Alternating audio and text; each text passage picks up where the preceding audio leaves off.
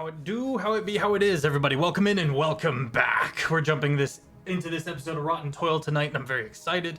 If you want to get caught up, there are 4 weekly streamed campaigns, all on the YouTube, if you would like to watch the 7 years of multi-campaign content. If you would like to join our community, it's over on the Discord. I'm Sir Feffers, the Humble Dungeon Master of the Longshot table, and I'm really chomping at the bit. Let me start us off with Hannah Plays D&D. Oh lord, I was not expecting myself to go first. Hello, it's me, it's Hannah Harper. I'm a professional dungeon master, TTRPG, and D&D content creator over on TikTok, Instagram, Twitch. And today I am playing Cygni, a very stressed out druid for a bulk, because Feff decided it would be funny if in one of the first adventures we address her deepest trauma and greatest fear. For funsies, so we'll see how that happens. She's feeling anxious. I'm throwing it over to Jet. Yo, what up? I'm Jet or Pingu. You can find me all over the internet as Cos.Pingu. Hey, thank you so much Oh my for goodness. subscribing. My brain stopped working. You're good. I have the play wrong Lux. notifications on. Fair. I play Lux, who's just a little trauma girl with a scythe and kind of a little bit of a bitch. Yeah, she's normal. I promise. Jade. Oh, yeah, guys. How it do, how it be, and because of Feff, I have no money. My name is Jade. I am a professional GM. You can find me as TooHardTheBard on Twitch, TikTok, Instagram. What's left on my bank statement, that sort of thing. I'm playing Sal, your little stinky boy with a rifle who just committed a lot of atrocities. Not by choice, but, Mind Sliver is hell of a spell. He's doing great. Found some powder, strange substance. Hope it's Danos, maybe paprika. Might sweeten things up a little bit. But yeah, I'm having a great time. Looking forward to the session. And my platform stuff. Can throwing it over to my my favorite Nepo two wheel. Jared, what's up? Hey, how you doing, buddy? It's the favorite Nepo to wheel, I guess. I'm Oh, Jared no. and also Owen. We killed a dragon and stuff, and I found a lot of cats. So that was nice, I guess. Were there any survivors for the village? We found like 2. There were 2. And you saved a cleric of Tenebris, a cleric of despair that the cult was set to murder. Who is still around, gearing up to all of the members are gearing up as you guys are gearing up to head off. Do you guys want to long rest here? Yes. Or out on the road? Yeah, we should probably Here. rest before we go. Yeah, that seems prudent. Considering there's dragons running amok on the countryside, yeah. Night grows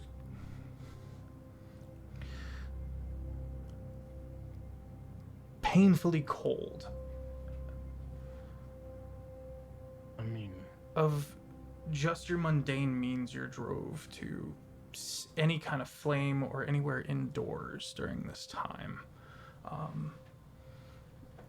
Owen is afflicted by 16 cats, and no matter where you go, if you stay within indoors, eventually they all converge upon wherever you put your head down. Calcifer is also a fantastic source of warmth and is more than happy to move you guys throughout the city throughout the destroyed village, now that we are out of combat.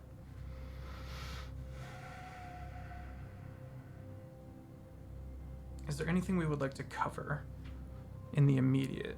The 2 members that you spoke to, Lux, of the survivors, are going to head southward into the night and have various preparations, mostly mundane, to get all the way to the Towered City. The Spiral City. No, not the Spiral City. Towered City.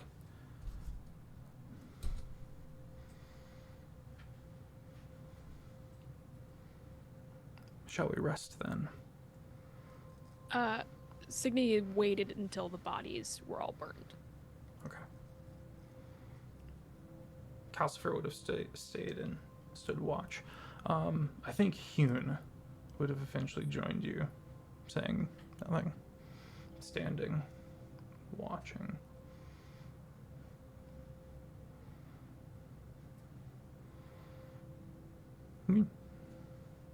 Can I take a look at examine this this substance that I found? Can I try and determine what it is? Which is substance? The black sand? Yeah, the black sand, like, I love it. I love where this is going. I want to know what it is because I'm carrying any sort of substance on me, right? I would like to know what it is. Makes sense. You're basically a detonist. Long-range detonist. I'm just worried it's like a bomb or like black powder. I don't want to blow up. Do you want to investigate physically, make an Arcana check? What direction are you coming at this thing with? What's your approach? So I've already looked at it once, and it just comes off as this black sand-looking substance. Is there anyone that I know of my friends that are, or sorry, my co-workers that are of a freaky, might know what stuff is sort of nature that's not Lux?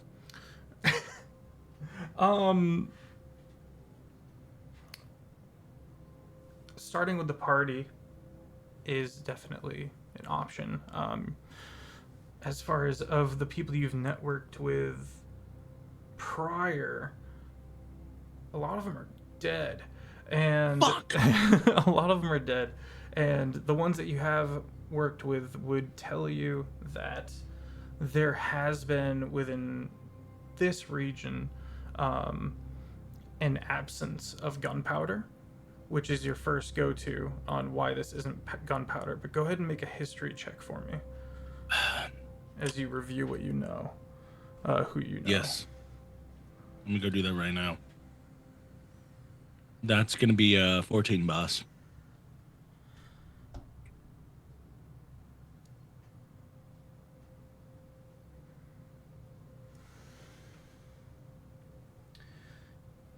You know the Fune, but it's not likely any of them are this far down south this time of year. They're a nomadic goblin faction.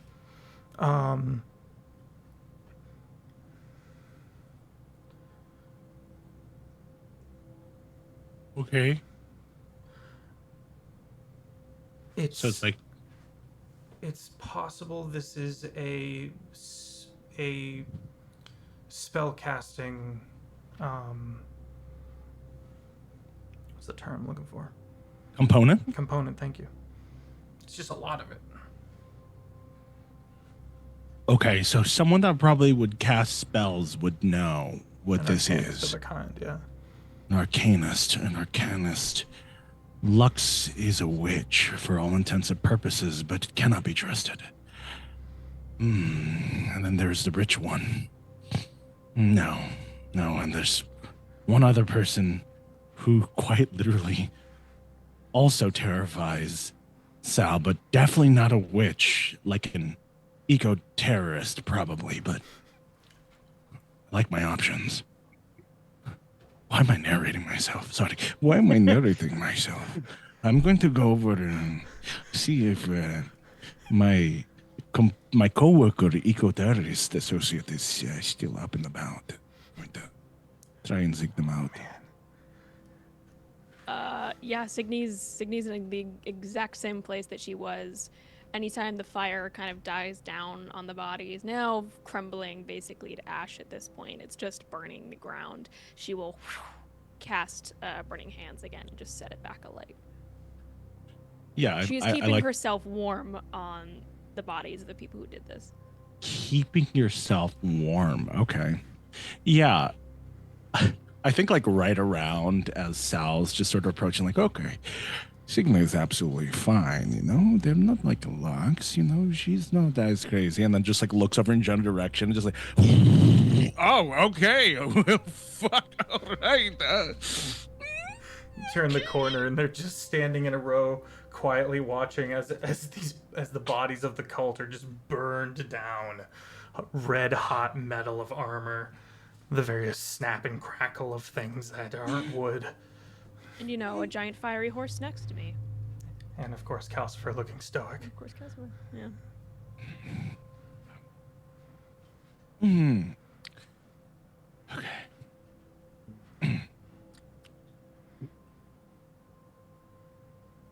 Hello there, coworker. How are you on this fiery, cold evening? I think Cygni has been staring at the fire star. Like she kind of blinks her eyes as if she hasn't actually stopped staring for a period of time, and looks up to you and goes, "Hello, can I help you, Salvatore?" Actually, yes, you can. I didn't. Sorry, I did not mean to interrupt you when you're having your your recreational activities, and you know who Sal is not one to judge. But so I was wondering if you could I'm gonna sort of reach out of my bag and pull out like a. Look at you, me approaching it. I'm like, yes, I got this bag of whatever this is. I'm like, do you know if this is you are a spell arcane? You know, I just saw you do it right now. Do you know what this is? You know what Cygni this will is? definitely like furrow her Oh, brow. my bad. What I see? Do I see this kind of like Peering into it, gunpowder-esque texture? it is sand-like, pitch black, and you recognize it to be a metal that is sometimes used once magnetized for spells that you were never taught, that you don't fully know about much about. Okay. If I do just like an investigation or something, like a history check, can I see if I can get more info on that? What can I do? Like nature? I would allow that. Yep. Let's go. Let's do that. Because better than other shit. Solid 16. Okay. You do recall Raisha, your friend that you've kind of met on off throughout your journeys, mentioning the faction in the circle that she works for, that would use magics that were involving magnetism and the like, with dreaming magic. That's about all you know about it because it's not really your circle. Yeah, Cygni will stand and move closer to Salvatore, kind of silhouetted in a way by the fire behind her. And if you'll let her, she'll take the bag and like run her fingers through like the texture of it. You know, give it a sniff, give it a taste, that sort of thing. Yeah, South Lynch's. Oh, I'm sorry. I don't need to take it. No. Sorry, it is just a knee-jerk reaction when there is like a threat in front of me. Not saying that you're a threat. You're just fucking terrifying. You know, the fire, the silhouette, and it's just the body is. It's not exactly like a bonfire that you put the marshmallows over. I'm sorry, I talked too much. Here you go. Cygni will look a little bit ashamed, but will say nothing. Will nod and will take the small pack, run her fingers through. She goes, well. It appears to be a spell component of some kind. I knew someone that used to run in a circle of dreaming of sorts. Are they dead? I hope not. Though I haven't seen her in quite some time. But this appears to be some kind of poem to do something with dreaming magic. It's not a circle that I'm familiar with, but perhaps we could find someone. I'm not sure why somebody. Where did you find this? You know, there was this guy who was riding in the distance. And I was like, oh, wow. That's not like a survivor or anything. I shot them. Good news. Not a survivor. Well, they're not a survivor anymore because they're dead, but they're not a survivor associated with the village. I talk too much. It is, One of the cultists. Yes, thank you, God. One of the cultists, the voice in my head. I'm sorry. No, one of the cultists found it. It was. Yep. Oh, clearly I have no qualms with killing cultists, she says, like half a glance towards the flame that flickers behind her.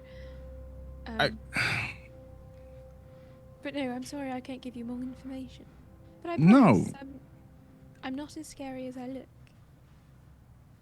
Normally I'm quite composed, if you believe it. I'm not terrified of you because of what you've done.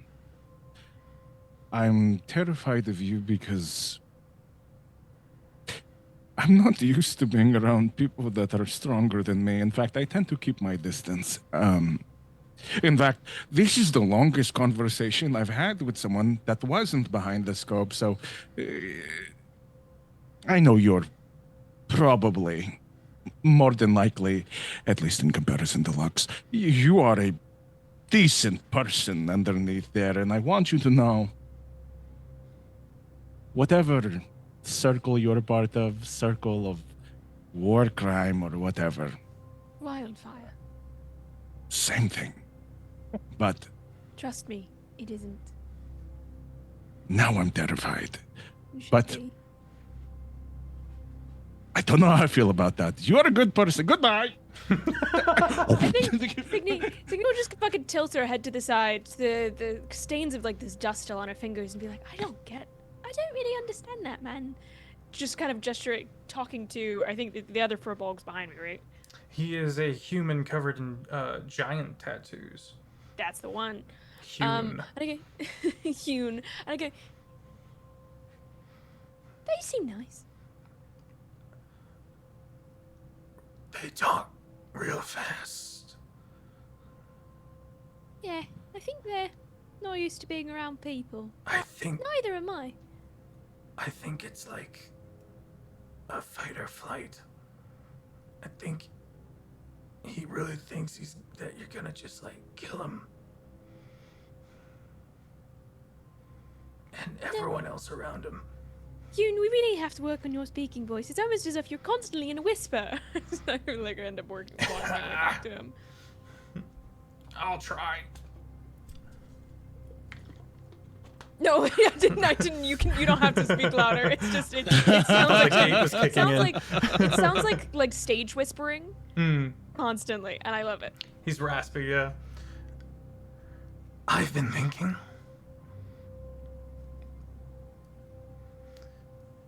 I've seen a thing or two about hellhounds. And I know that, well, I don't know much about your use of fire. And it looks towards the destination of the druidic shepherds that we're heading towards, and he goes, but I know a thing or two that might. Looks to Calcifer.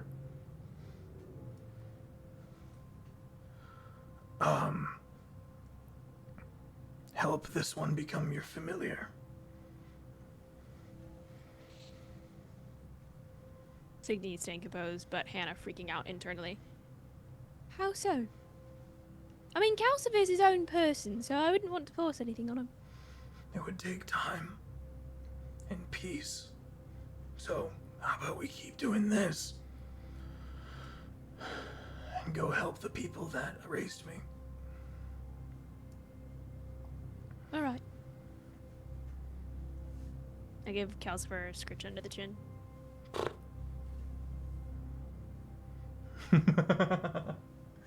Stoic.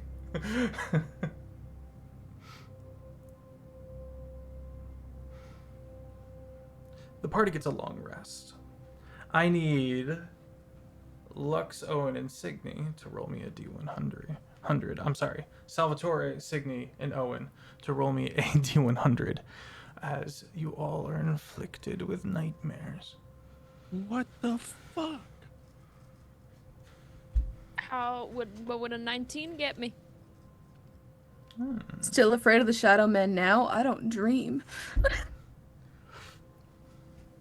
Lux terrifies me. 19. Okay, Owen. 31. Okay, Salvatore. 96. Okay.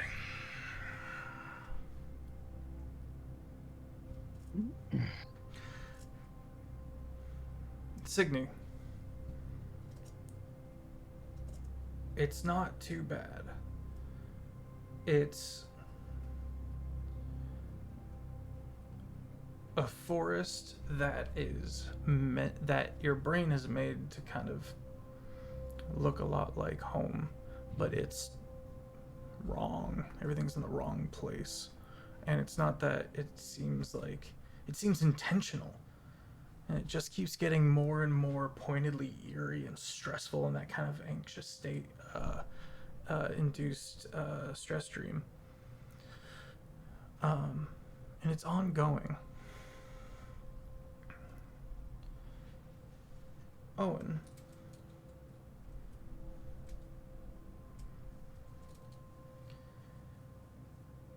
You're building a brick wall. And the sun keeps giving this kind of slow strobing effect. And so it's disorienting and you're trying to like do a good job. And you are impeded and have to constantly start over. And when you finish, it doesn't ever seem to finish. Salvatore.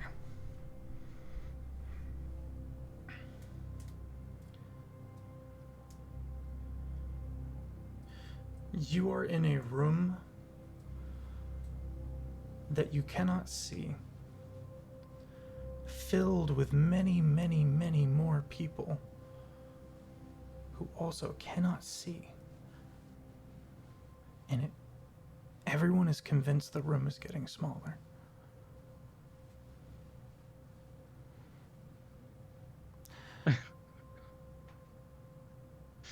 Everyone wakes up.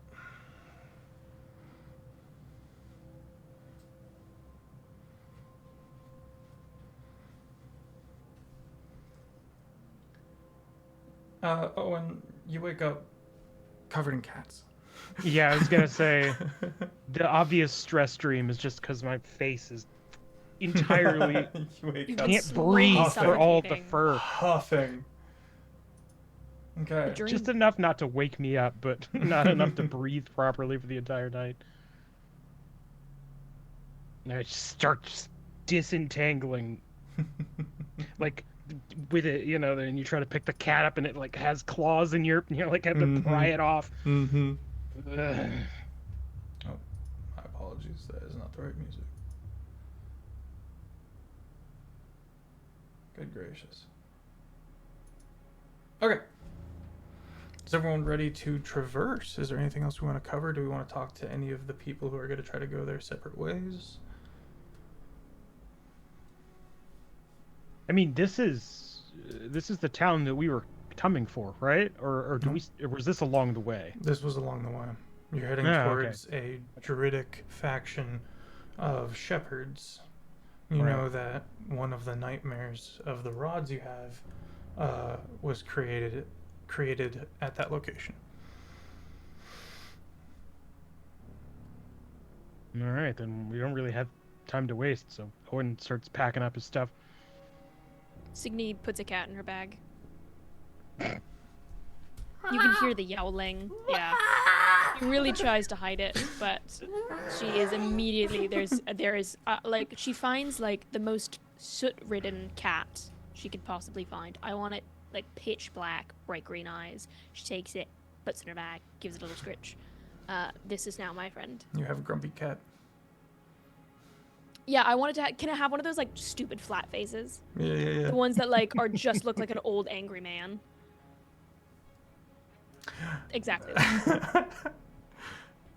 Just a big harumph Lux of a cat. sneezes. Oh. Oh no. Cygni won't tell anybody, and Lux will just start having allergic reactions along the road and be like, "What? We've left the cats hours ago." Anything else? Stop running, guys! Help! No, I think Cygni's quite happy to leave as fast as possible. Okay. Owen, anything you want to cover? Nope. Okay. Yeah. Is the cleric still around? Mm-hmm. Okay. Are they like chilling, or are they going? You go to kind of take a look around for him, and you find her standing in the destroyed cathedral of the kind of the Pantheon church as a whole, not the one that she had in the mansion for her personal god, Despair Tenebris, which she has abandoned. And she's got her arms crossed, and she's just kind of looking around quietly. You can see that she's kind of stashed a few things, big backpack.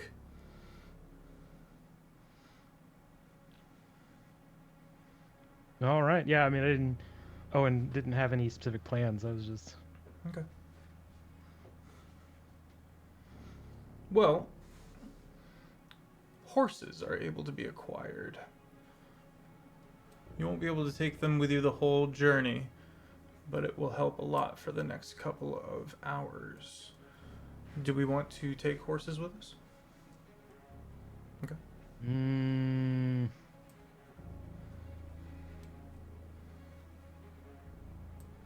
We already have Calcifer with us. Yeah, I vote no. I mean, Okay. better that they stay here at town where someone else might find them, and/or have access to horse food instead of dying of starvation in the tundra for a few hours' convenience. He makes a fair point. We walk. All right. With Calcifer kind of spearheading some safer ground by being Melting the snow. Yeah. Just trenching slowly into the mountainous region.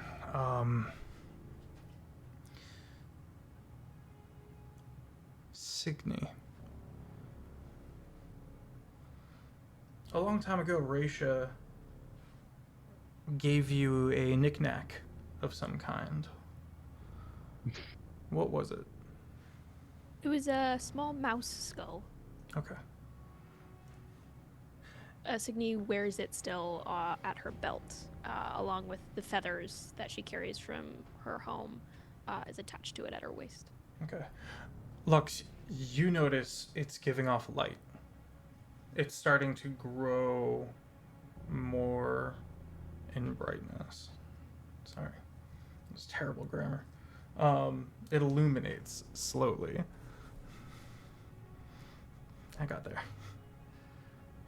Let's grab a break right there. And we'll be right back.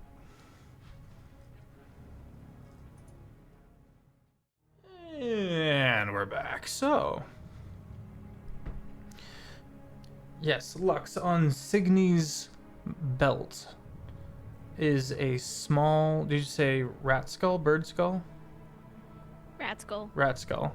And it's starting to glow a little bit as you guys are trekking into these mountains. As of yet, you're still kind of along the ground level you were at.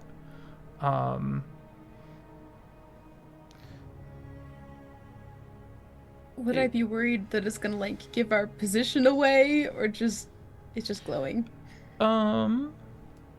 Depends. I guess situationally, it could be something to worry about. But if you could potentially like cover it up.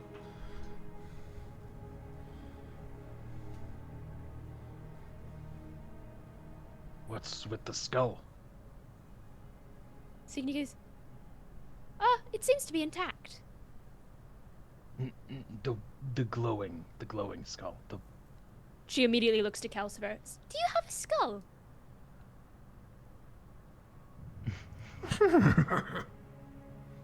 He means I'm the gonna one that say you're wearing. maybe. Oh, Gregory. Yes. Oh, it has a and- name. Oh, it lights up. I didn't know it was like a glow stick. And like picks it up and holds it. As you lift it up, it gets a little brighter. She shakes it.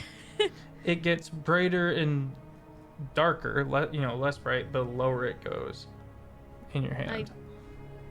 She'll do that a couple of times. Be like, huh, it's never done that before.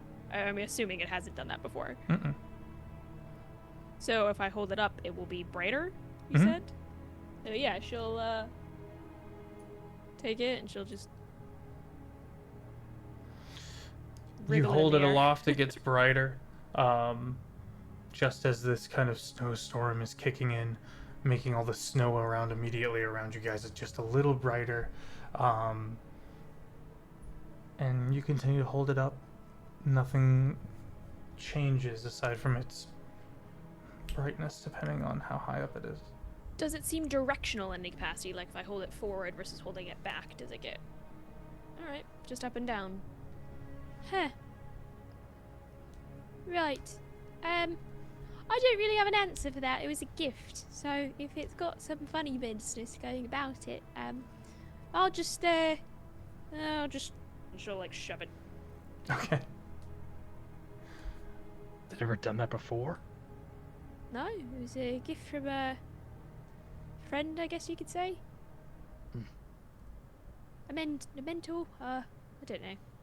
Passerby with great hair. Weird. I wonder if, as Cygni kind of ponders herself at the thought of like a proximity sort of thing is the way that she's thinking right now. And so she'll keep it close. So like I imagine it kind of glows through her clothes a little, just slightly dimmer in this snow-ridden area. She doesn't want to bring too much attention, considering they already have a flaming fucking horse. Mm-hmm. And she'll continue on. She'll keep an eye on it though as they move forward. Okay.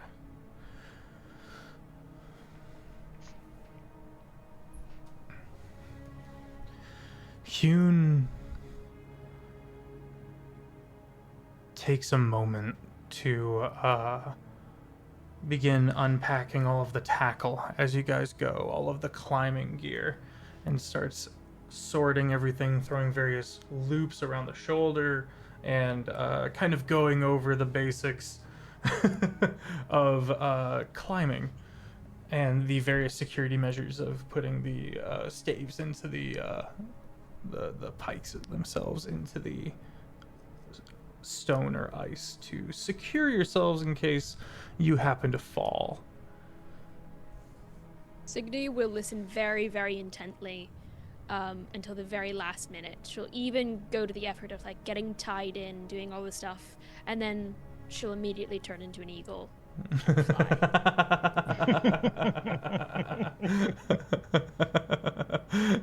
You just It just drops.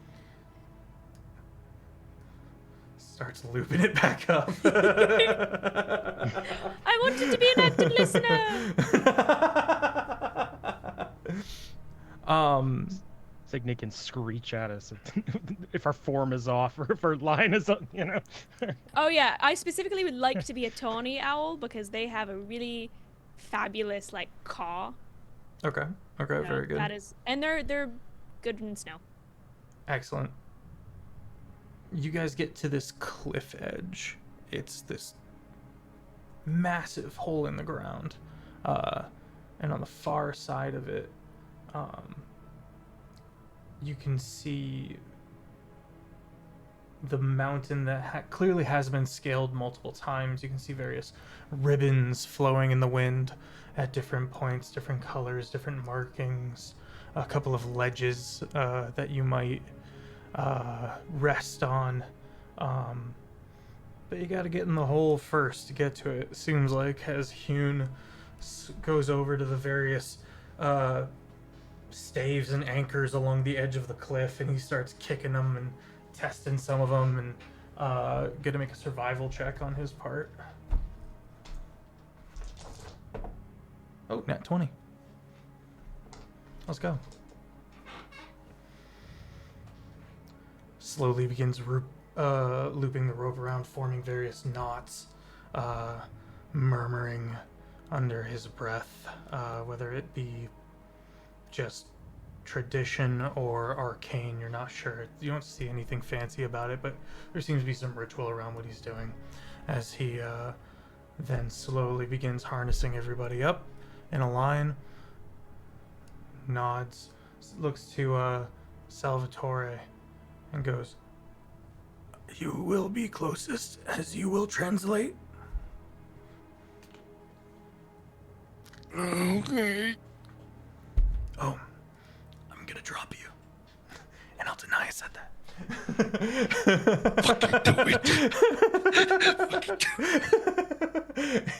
Throws you over the edge. And you just the faintest little push. Long live the king.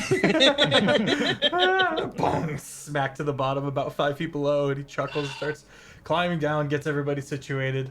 Cygni, you kind of arc around this big hole in the ground, and you find that this is some kind of impact. It seems to be, as far as you can tell from what you realize to differentiate between the ice and the bone, is the remnants of some massive giant that was clearly hurled to the earth at great speeds, because it is a shattered skeleton that takes up this hole in the ground. And as you guys continue to make your way down, everyone make an athletics check for me as we descend. Not you, Cygni, if you could roll me a survival as the winds begin to pick up. Athletics. What about like acrobatics? I have a negative in athletics.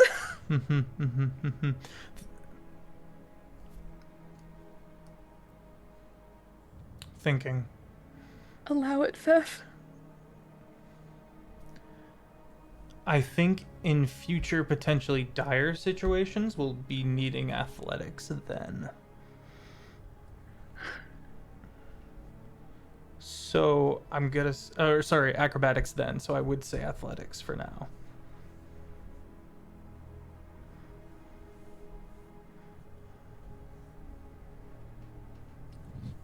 Thankfully, we have a bit of a safety net in the form of the various ropes and the like. So 11. Okay. -1, so it's a 10. Okay. Okay. It takes a while to adjust to the ongoing trek of having to climb down and keep track of below you as is being followed from before as Hune leads the party down. But you fall into a rhythm with it. Owen. 19. Okay. It's a war of attrition. You're slowly crawling down, and it's taking a lot of your stamina and effort to do so. And Salvatore, what'd you get? 26. Okay. The party reaches the bottom. Owen, you're good. Lux, you're a little shaken, but you're steady.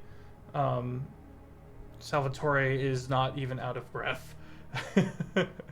But you crunch along the bottom of this hole over the bones, the shattered pieces of what appears to be gnawed clean over the many years. Nothing attacks you, though. It looks like this place is long deserted.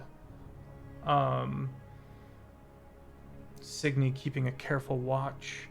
What'd you get on your survival check, Cygni? I got a 13. 13, okay. You find more carcasses. These appear to be wyverns.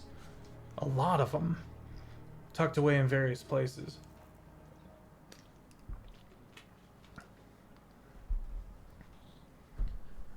bit of time is taken at the bottom, getting ready for a big ascent.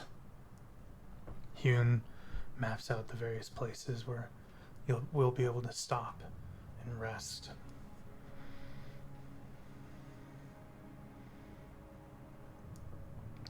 Gestures for Cygni to come down.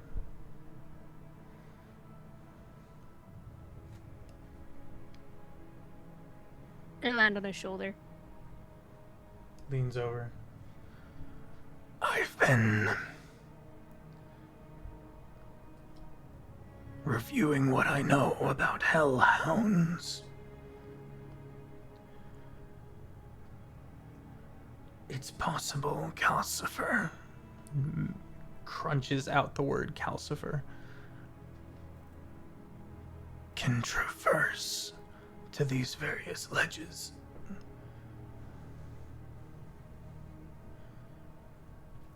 He is a horse, though, and may need some further instruction, or at least clearer instruction.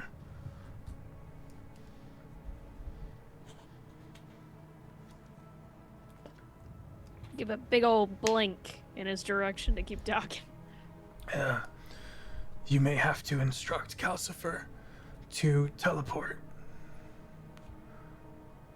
to come along with us on this journey. Okay. I've got telepath, so that works out well. So I will do that thing where, like, you know when owlets and stuff will, like, ruffle up and, like, squeeze their eyes shut so they just kind of puff out, Okay. and they've just got teensy tiny little eyes. I think really hard to myself, and you see this teensy tiny little brownish, grayish tawny owl thinking very hard to herself as I into dear Calcifer's mind and say, "Hello, Calcifer. Do you know how to teleport?" It's more of a fiery comet. Well, if you could, traverse the cosmos in whatever way you deem comfortable, that would be helpful. Looks around, not really looking upwards. Where are you taking us? Headed towards a kind of druidic circle. We're in the pit right now, so if you just pop over the edge, you can come find us. I'm an owl right now, so just look for the little thing. I'll come find you. Begins looking upwards and pacing back and forth. Nods a little bit.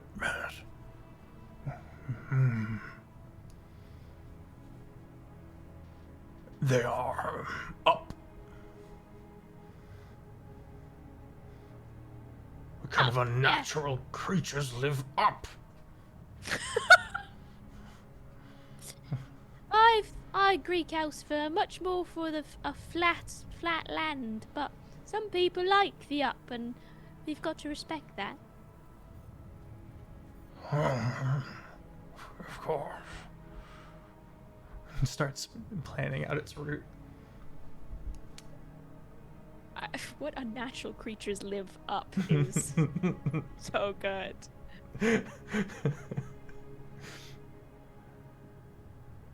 If the party is ready, we will ascend. Alright. Everyone roll a D100 for me as we traverse over the course of about maybe the better part of a day. Oh no. 7. 93. Okay. Don't look too pleased, Feff. Oh, we really gotta stop meeting like this. I got an 8. 84. Okay. Ha! Okay. Alright.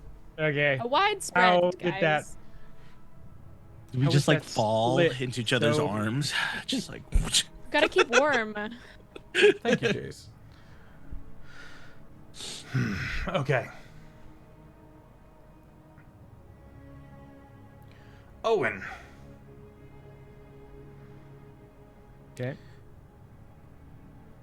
Make an athletics check for me real quick. This is after our maybe 8th stop. Okay. How about a 22? 22. Okay.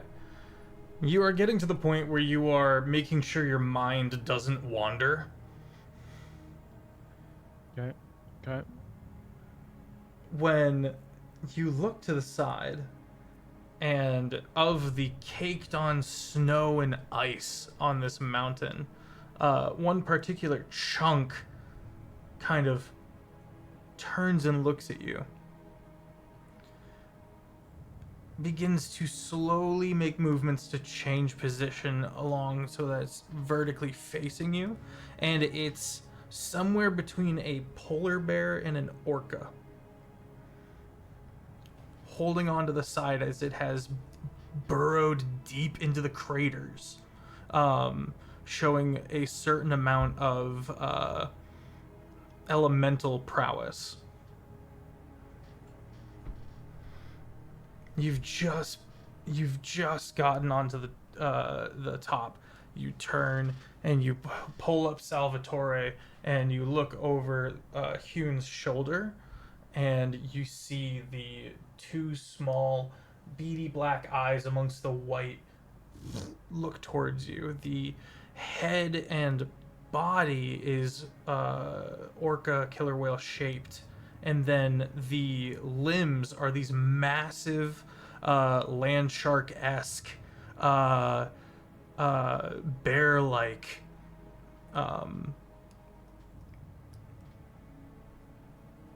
appendages, and covered in fur, shock white,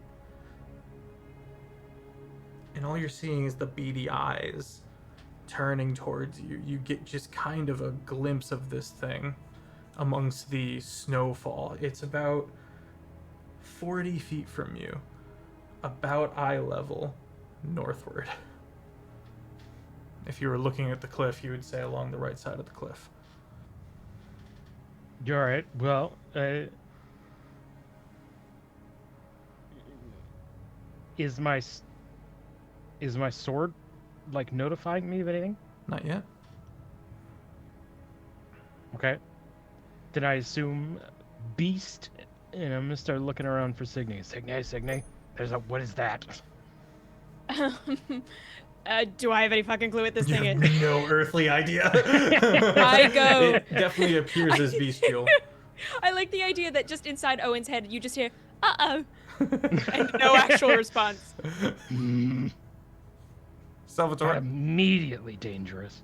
I have a question. Does my character notice this? Owen tenses for sure. So if you can read that energy, you would easily. Can I be able to look over in follow. the general direction and see it? I think attention is definitely being like directed. at it. We're climbing, right? You've just gotten onto a ledge. Just going over there, and I'm gonna be like, all right, we got what are you what the fuck is that? oh I'm gonna start Big I'm a toothy mouth, very wide. I'm a normal guy, so I'm gonna start immediately like, I start learning to go.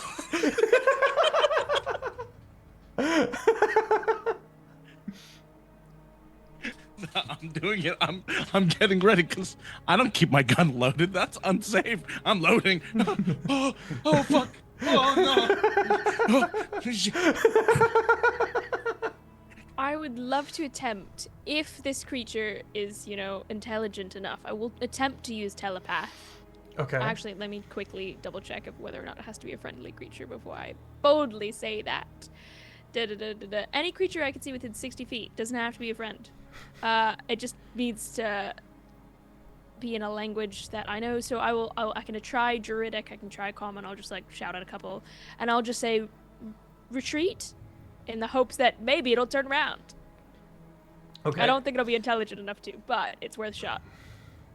It kind of, you watch as the two beady eyes are almost lost in the snow, but the now open mouth kind of cocks its head. Make a animal handling at advantage.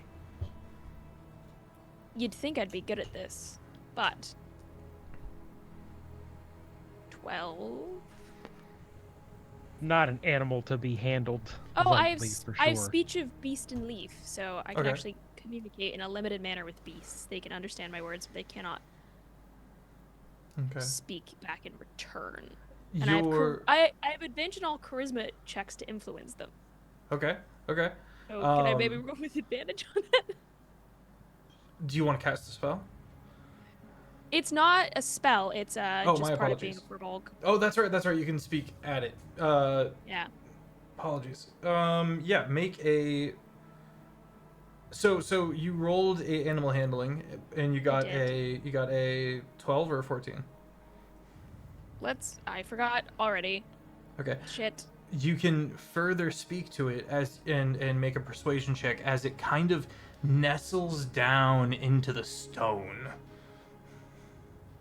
Still Cygni watching. is not persuasive in any capacity, so that's probably not worth it, even with the advantage. So you say retreat. Do you say anything else?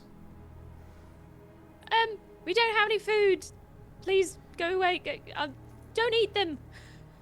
As I'm like flying, like kind of off to the side, really hoping that this thing doesn't consume my friends in front of me. Interesting. Okay.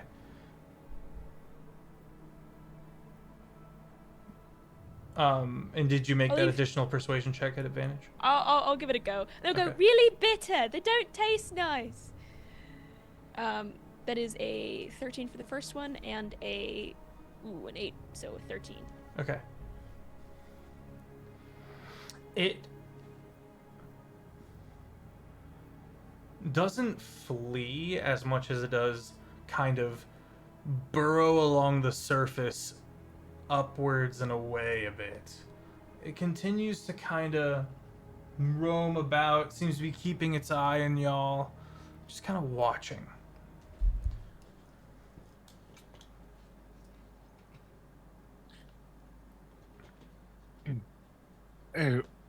Owen, are you aware if that thing is like the only one of its kind? I just need to know. Like, is he do you know animals? Do you?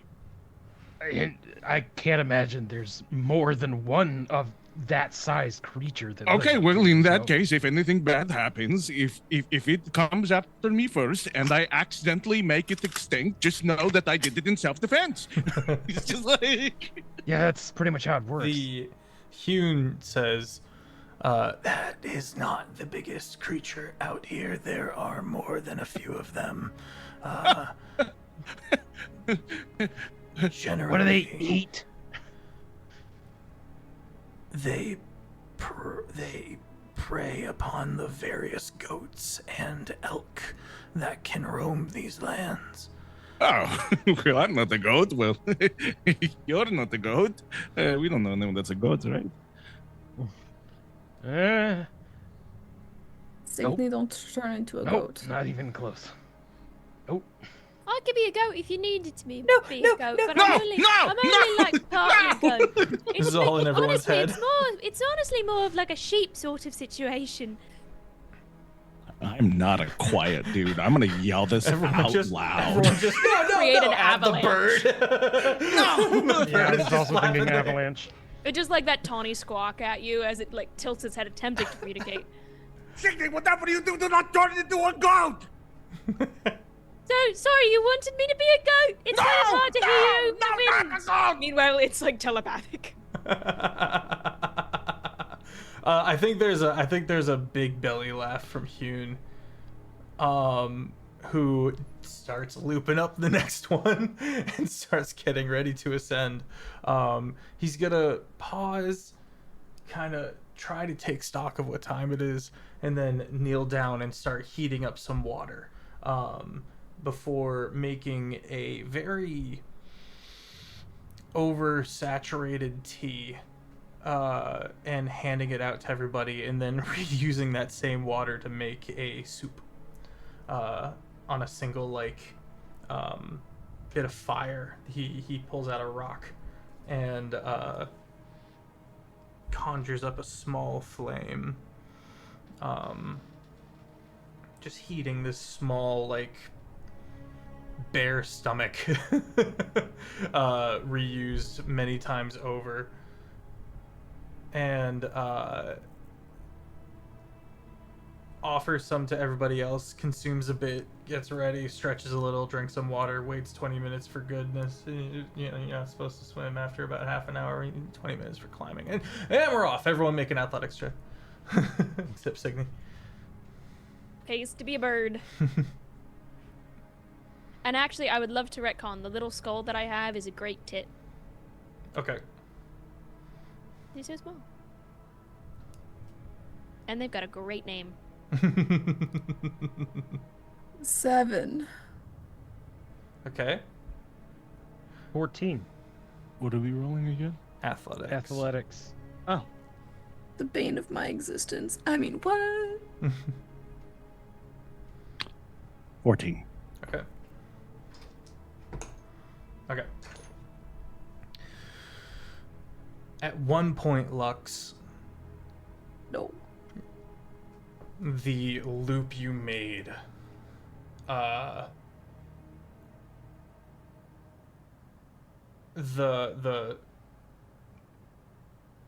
the nail kind of just moves down a bit, like breaks slightly, and the loop kind of falls off. Make an acrobatics check. Yeah. As you slowly begin to just fall. Dirty 20. Excellent. You grab the rope as you fall and loop it around another one, swing your legs and come back up and around and manage to grab a hold of another end of the rope, and you reach up and you're able to grab a hold of Owen's like back heel and spur on the end of the armored boot and lift yourself up and around and situate yourself and continue onwards. I am blaming Pike because he's not here to carry my bag. You good? Or you... This is Yep, not the time to be missing yep. handholds. Lux. Yep, I'm good. Okay. Owen, what'd you get? 14. That's right.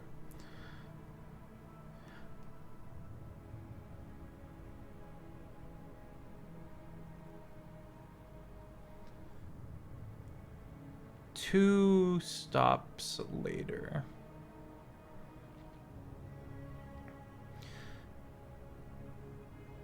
You hear the beat of wings. Like big wings. Big wings, but different wings.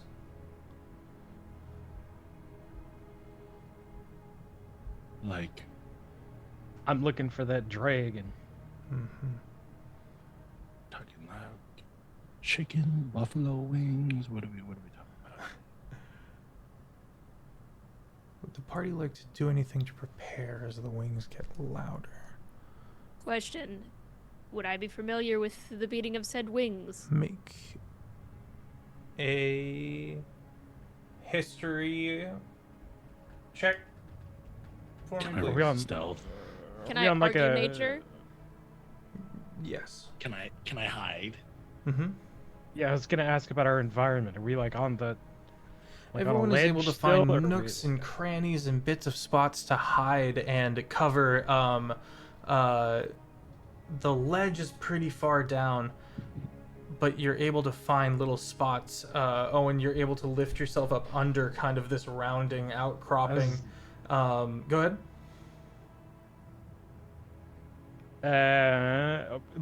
We're not in a good platform area situation for combat, correct? Correct. And the beats of the wings. Are getting louder. You don't see anything because Got a of the 23 snowstorm. on that as well. Excellence. Mm, 3 spell slots. The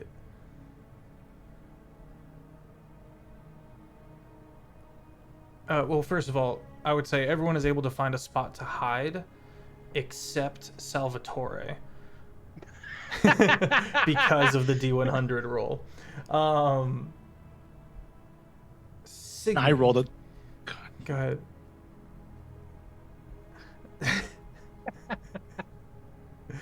Cygni. This is that of a four-winged dragon.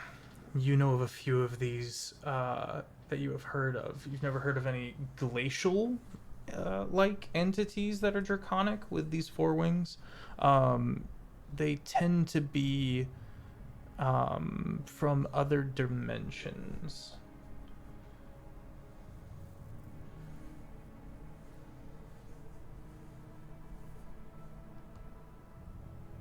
I think you're muted. I've been talking with my thing muted. I said, that's out. Okay.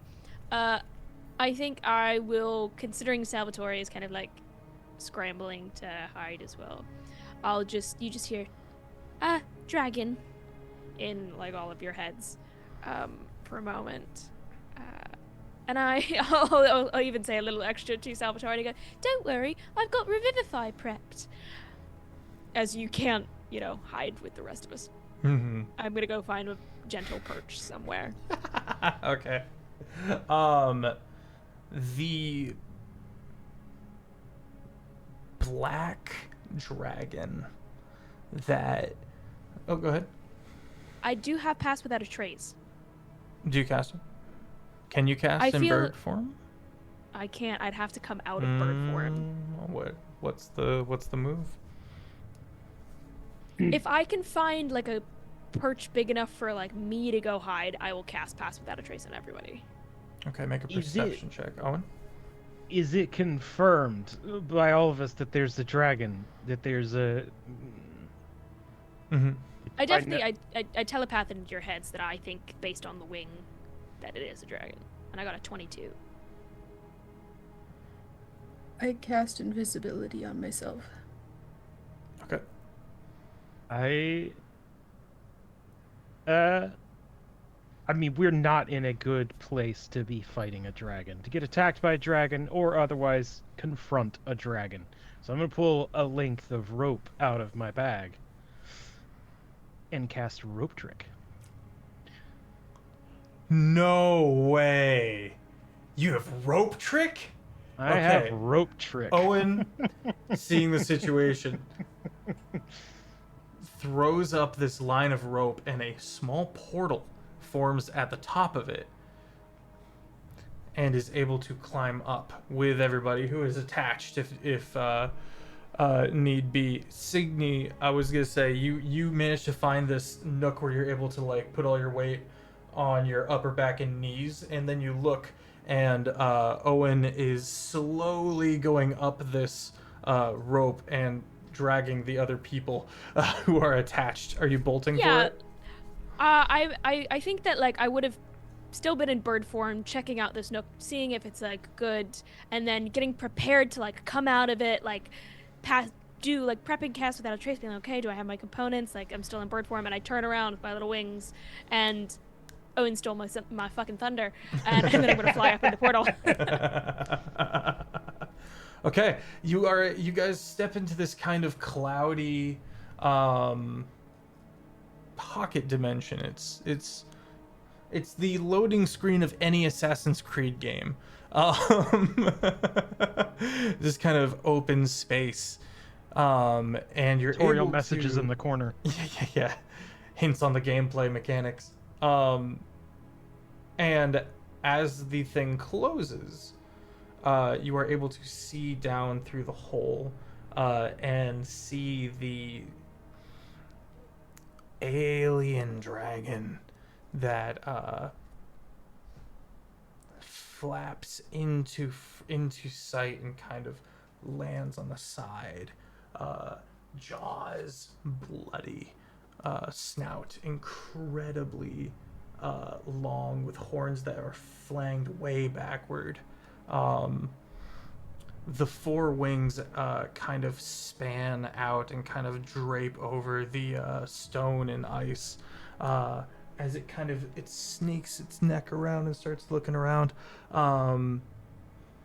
before just wrapping the four wings around all in one direction and diving down and then twisting as it begins to fly, and as it does, it continues to do this almost barrel roll and then it's out of sight.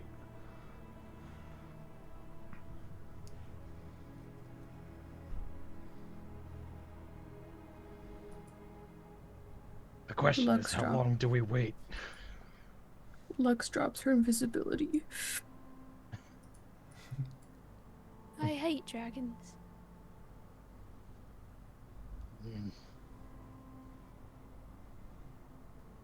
I have mixed feelings about dragons.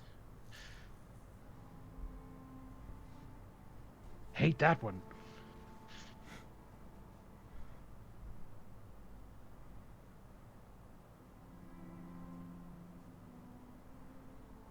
We should wait here for a short while and head out. They don't tend to circle. Did it look like it was going anywhere? Yeah. Yeah. You can't really hear now. But it likely wasn't making a beeline for you. Yeah.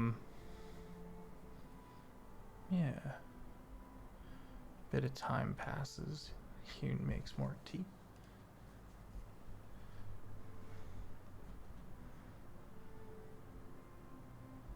I mean, I assume it's like temperature controlled, right? It's an extra dimensional space. Mm-hmm. If it weren't so expensive to cast, I'd say we did this for every camp up here. What possible reason could these druids have had to live up here? Ugh. Hune turns. When all of the dwarves were being killed by the tyrant King Barst before the House Lords overthrew him, these ones fled into these mountains. They don't come near cities.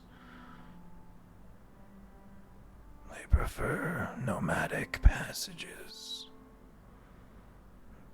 What's the history lore on Barst? How long ago was that? About 100 years ago. Okay. And yet they remain here? That was ages ago. I'm wrong. Much longer ago. My apologies. About 300 years ago? About 300 years ago.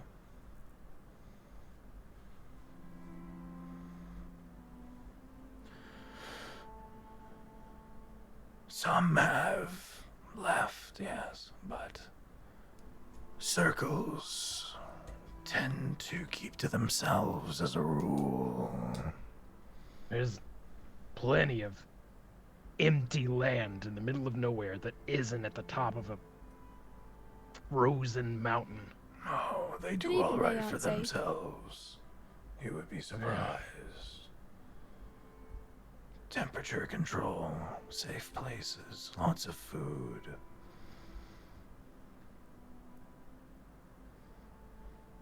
The food part is interesting. I guess they can. It's the safe Magic it up places out of I'm nothing. worried about. Tell me, you believed they will...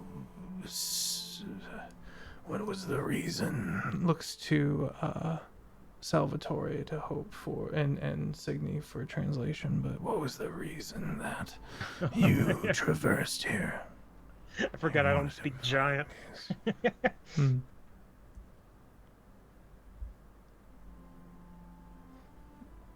I squawk.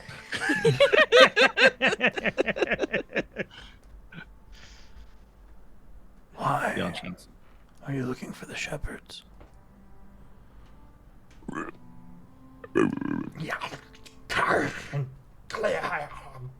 I translate for when I'm the interpreter here.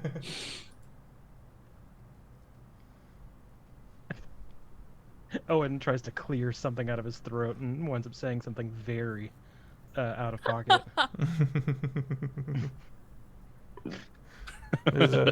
there's a chuckle.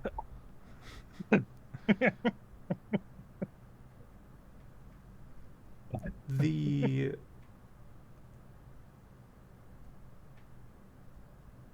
destination is brought by looking for information about the twisted metal rods that you guys found that were ever burning, that are now inert.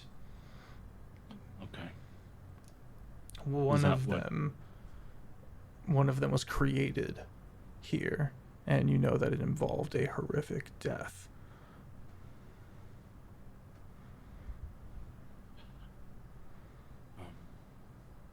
I'll translate that over because I'm assuming that's what Owen wants me to say to.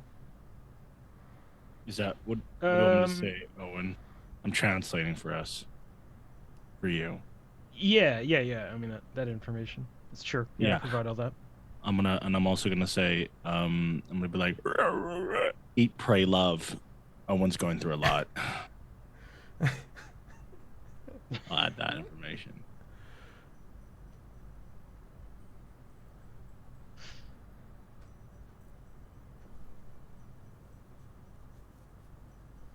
What if the cult has them? What if they're all dead? How does this connect to your Tenebris?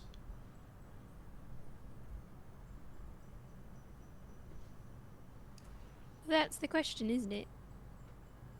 And if they're all dead, then at least somebody needs to pay the price. Fuck. We're gonna grab first break there. Sorry for the technical difficulties earlier, but we are gonna take a lap here. We'll be back soon. And we're back. Okay. Time passes. Soon it is time to continue our climb.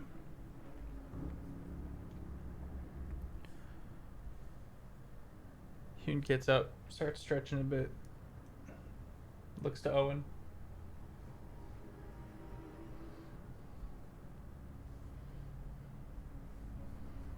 Looks to Owen to open the portal. Oh, I mean, Owen is keeping us trapped. Can't get out. Owen slowly smiles back. Hune starts sweating a little. The real BBG. Yeah, I don't know that the portal actually closes. So the hole Anyway, has yeah, been the- open the open entire portal, time. Okay. After careful movements and a lot of maneuvering back and forth, swinging a little on Hune's part to get a new climb situation going, the new line formed, we continue our way onwards and upwards. Soon we find a cave, a rather unassuming entrance, and instead of climbing up into the space with a little bit of energy you guys have got left, you've all kind of lined up with your noses kind of peeking over the top. You can, let's get some perception checks. Cygni, you go back down and you realize your antlers are still sticking out. Well, I'm still in bird form. Oh, my apologies. So it's technically like I'll go up and my head will spin around like 180 and then back the way. What we got on perception checks? 6, okay. 24. 19. Okay. Salvatore? 25. Okay. It's a crit. There is a sleeping guard drake. Its head is kind of resting against one of the sides of the cave entrance. It's on its haunches as if standing, or like as if sitting and keeping awareness, just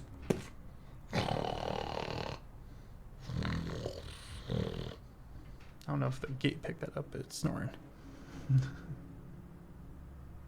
I want to touch the haunches, but I know I can't.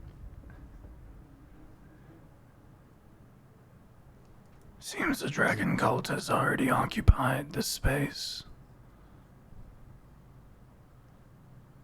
I don't think staying in to find out would be a good idea.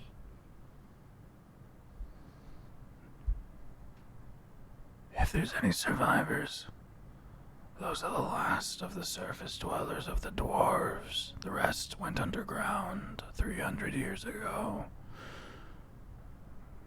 If there's any of them in there, we need to get them out. I How do we mean, get past the Drake? Okay. Let's quickly go. Oh, I killed one of those by myself the other day. I mean, what? I didn't do that. you Would can. you like to? Would you like to do it again? Thinks back to those bite marks. Do we want to make sure that there are any other survivors first before we go jump into it? Either way, I think we have to get past the Drake. I can probably walk past it. Yeah, I mean, give it a go. Okay. Okay. Try it because I want to make sure that if we are going to engage in a fight, that there are people worth saving. I mean, we're going to fucking kill these guys anyway, but I just want to make sure, you know, like. Hune takes a hold of you so you don't slip as you slowly undo yourself from the line of the rigging. Oh, and yeah, that's supports you as you right. slowly clamber up onto the edge. Roll stealth. Okay.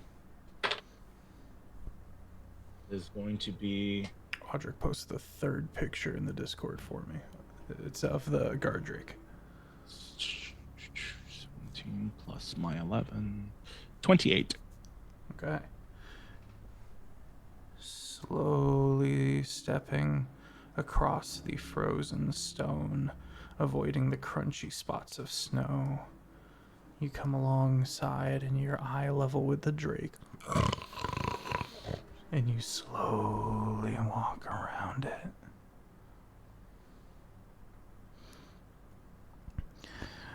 You follow the cave as it slowly turns upwards, splits.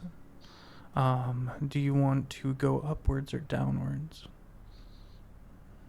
Can I make a sort of. If I were a cultist, right? If I were a cultist, where would I keep my captives? Could I make that. Let's get a. If not, I'll make the guess. I just want to. I could see an argument made for insight or history. Okay. Because I'm a slimy guy, so Or like survival. survival or what's that? History. What was the choices History, again? insight, survival. Ooh, okay. Well, not my Different best. answers, different. They're all plus rolls. 1, so okay, not terrible, but not great. That's gonna be a 12, and I'll just do insight. Okay. With an insight, you're able to determine that these were the occupants of this network of tunnels. So you gotta put them somewhere you can see them easily and make sure they can't go anywhere. If they're deeper into the mountain, then they know those tunnels and winding ways better than the dragon cult. So likely upwards would be your Okay. quarry. I'll communicate this to the party. Like maybe I'll just like peek out from somewhere and just say I'm going up. Mm-hmm. I'm gonna. Okay. Oh God, I'm doing it again. I'm going by myself behind enemy lines. I just realized my. I mean, Oh. I could pass without a trace on everyone, and we could all, if Salvatore didn't want to go alone. Yeah, I mean, that's offering probably that the. up to the group. probably what we should do. Splitting the party is Portray dangerous. Defend against the Lux sighs. I remember when it was me going in there. That's a great accent. I turned into a jester. Cygni, are you returning to your bipedal form? Yeah, I will. I don't want Salvatore going in alone and getting their shit absolutely rocked by these drunken cultists alone. Considering I Gunfire and imagine they will screaming. be in close range this time because we're in kind of like tight tunnels. So with that in mind, I will cast Pass Without a Trace on everyone, including Jade. Okay. And I will come back into my normal form. in Everyone hopes that we else will roll get by. stealth. Salvatore, you breathe a sigh of relief as you watch the others cast a spell. Cygni, immediately you notice now that you've returned to human form and all of your objects that you're carrying also appear. It is very bright now. The what's it called? A great tit. Great skull? tit. A great tit skull. Which is on surprisingly your belt. small. Surprisingly small. Beacon. And you're able to like close your hand around it to block the light. That's right. Thank you. You're able to close your You're able to cover it further. To the point where it's just a faint. Exactly. To the point where it does not as much, but it's because it was gone. The change has accumulated and is grown quite bright. I shove it down my trousers so it doesn't like shine so bright that there's like we're gonna wake up the fucking Drake as we go by like a beacon. Roll stealth. Great, and everyone gets a +10 now with Pass Without a Trace. Yeah, so that's a 31 for me. Very It's nice. a 34. Very nice. Going to be. Salvatore, you've already rolled. Oh. I rolled a nat one. I can't see my homies anymore. Fuck! Plus Fuck! Plus 10, 16. plus 16. But it is a nat Criticals one. and critical fails are on to hits. You technically cannot crit fail or crit succeed on a ability check. So your 17 thankfully holds in this regard. I like trip and fall directly in front of this Drake. I'll say, yeah, there's a moment where you trip and fall, and you manage to reach a hand out and slowly like catch yourself, and then catch the icicle as it slowly falls that you brushed against. Maybe I should let you guys do the sneaking in future. I should just be an owl. As I start walking to try and find Salvatore. You guys take the upward pass, and it starts to get a little warmer as you slowly make your way upwards to this frost-laden alcove, ice formed with many windows, and now a open space in the center that has been torn is this small village made of the stone, and you can see the various red-cloaked cultists moving about the place. It seems to now reside as their headquarters. Make perception checks.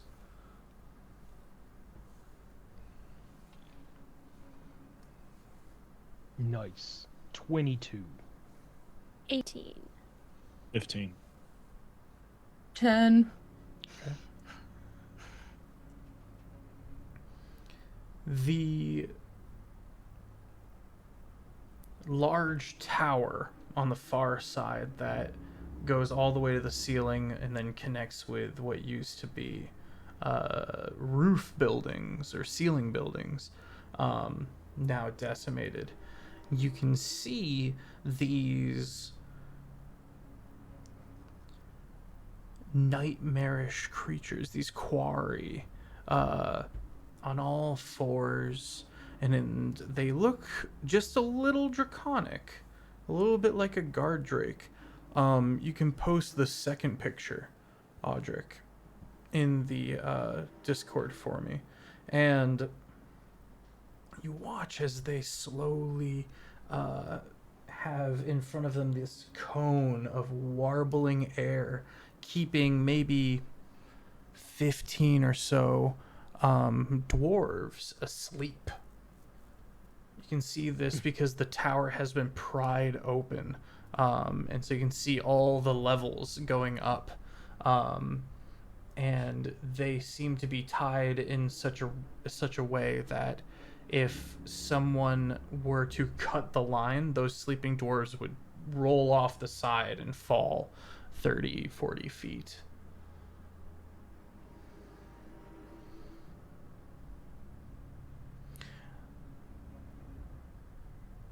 You don't see the dragon, but you do see the cultic leader, maybe a good 10 feet tall,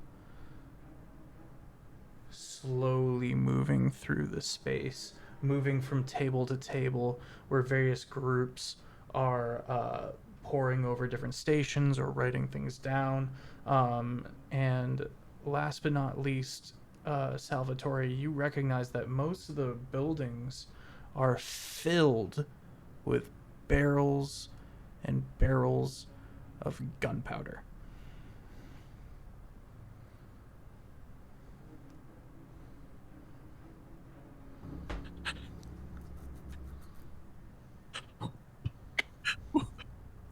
So, like, how much talking? Like, we probably shouldn't say any fucking explosions. Like, blow the top off this mountain level of gunpowder. It seems like it's being moved. It has been brought here, and you do remember there being a gunpowder shortage in this region. Oh, they're storing it here. They're storing it here, and now they're taking it places. You can see where they have opened up this portal, using the magnetized powder that you see, the sand, to open a strange portal that seems to be fixed in place. They have a various circle of stones that are magnetized to kind of hold this teleportation circle in the air, and you can see various cultists minding it, as well as a few of the dwarven shepherds, under duress, it would seem. I'm near Blocking- the party. Yep. No, I was just going to say that clocking the amount of gunpowder in this room, Cygni will kind of saddle up next to Salvatore, the rest of them having come to meet, and go, I don't think this is a place for my skill set. I think the plan is neither am I.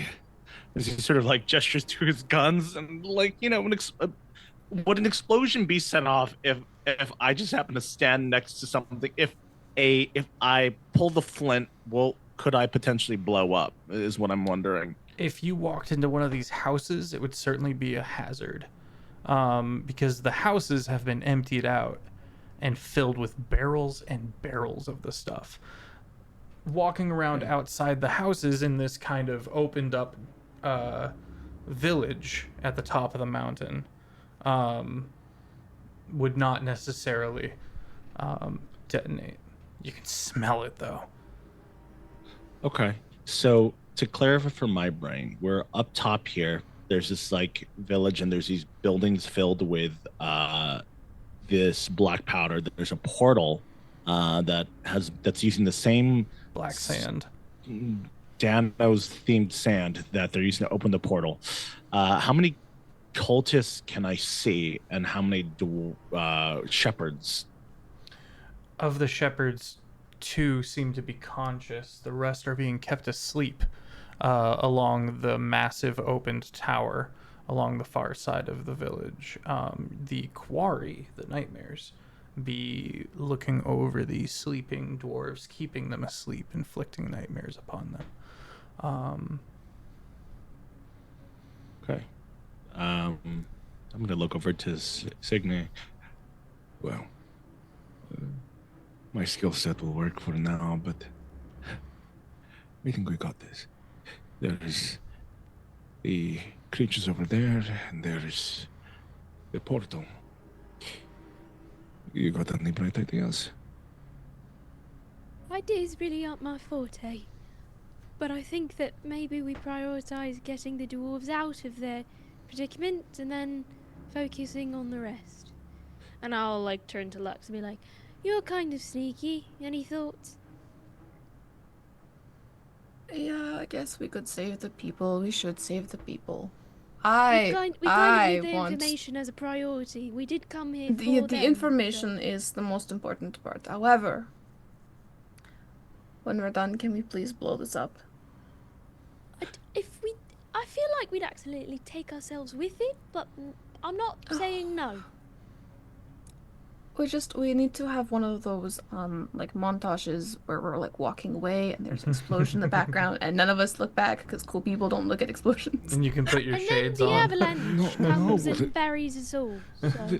But yeah, I'm looking. I was gonna say something like wholesome for a moment, just like that's what you would eat, bro. That's how you lose your heat. Fine. Hey, But- don't talk to me about hearing loss. Sensitive subject. I'm just kidding. Same here. Okay, but Cygni, give yourself more credit. That was an idea. Fine. Is Officer Man nearby? Do I see Owen? Mm-hmm. I look Yeah, over he's him. Okay. What's the plan? We're going to secure these prisoners. You have something smug about you. You might have tactics or strategy. This is pretty much the worst case scenario, other than them already being dead. What do you? We Okay. gotta do something quietly, right? Otherwise, what was the point? How many of the horrors are there? Like a lot? 2. 2? Maybe the witch. I mean, Lux and I go over and we.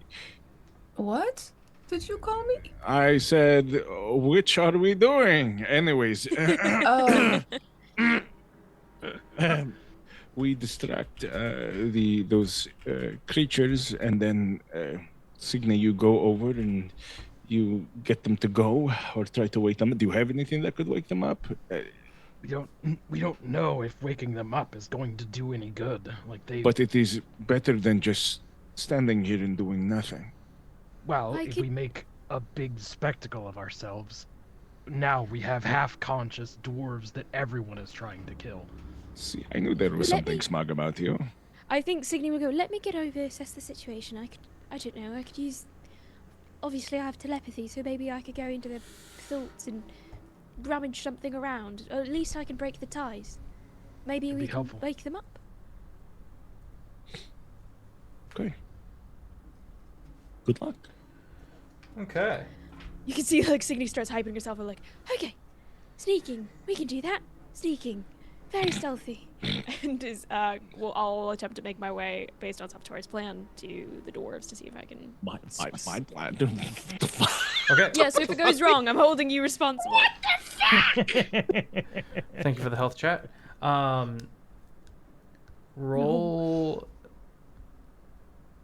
stealth as you slowly slip along these buildings full of gunpowder. How did I roll another nat 1? God fucking damn it! Now, I still have that plus 16, but still. I'm so scared. I'm so scared, That's dude. 2 in a row on stealth. Soon you The find gods yourself. have not shined upon me this day. You have a moment where you have to like hunker down between 2 buildings and lie prone as someone comes in, and you hear you hear 2 of the cultists. No, there's not been any signs of any giants. Why do you keep asking? I've got a bad feeling about this. I've been looking in on some of their paintings, and they don't write anything down, but there's this strange. I don't like it. It's strange. They have these stories about the giants and the dragons. What are you on about? Well, it's a lot of. I don't want Boss Man to see it. It would throw him into a bit of a rage. Has anyone told him that the cleric got away? No. I wouldn't want to be the one to tell him that. Yes.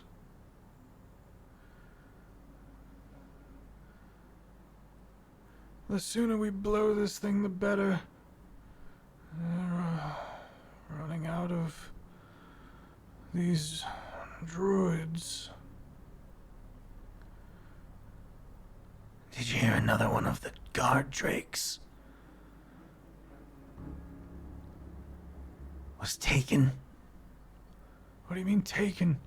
Where do you think those nightmares came from? This deal with that god is going south, and I don't like it.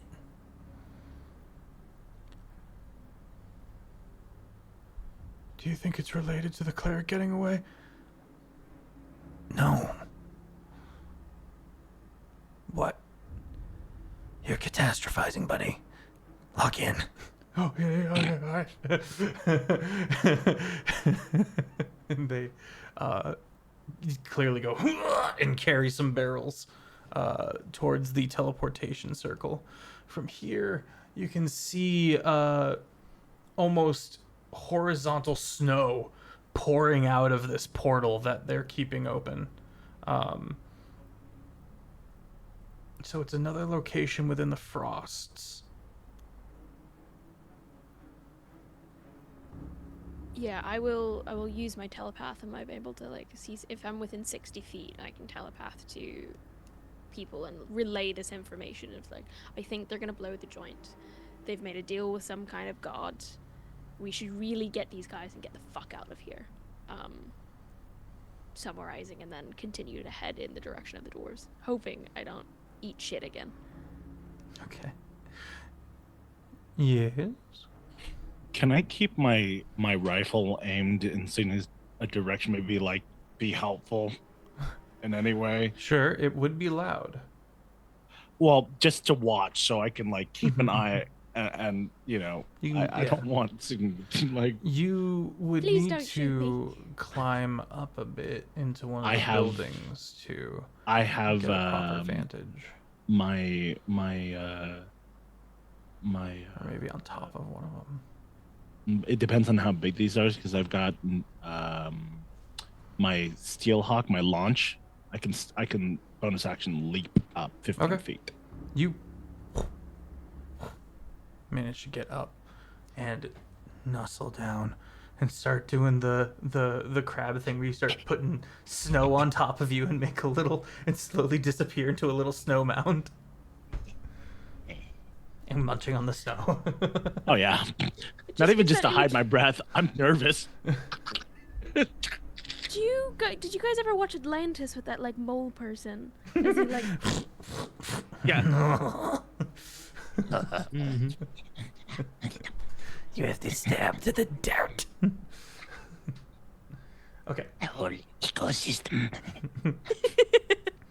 Lux and Owen, are you guys setting anything up or doing anything on your end as before we get back to Cygni as she arrives at the bottom of the tower on the far side?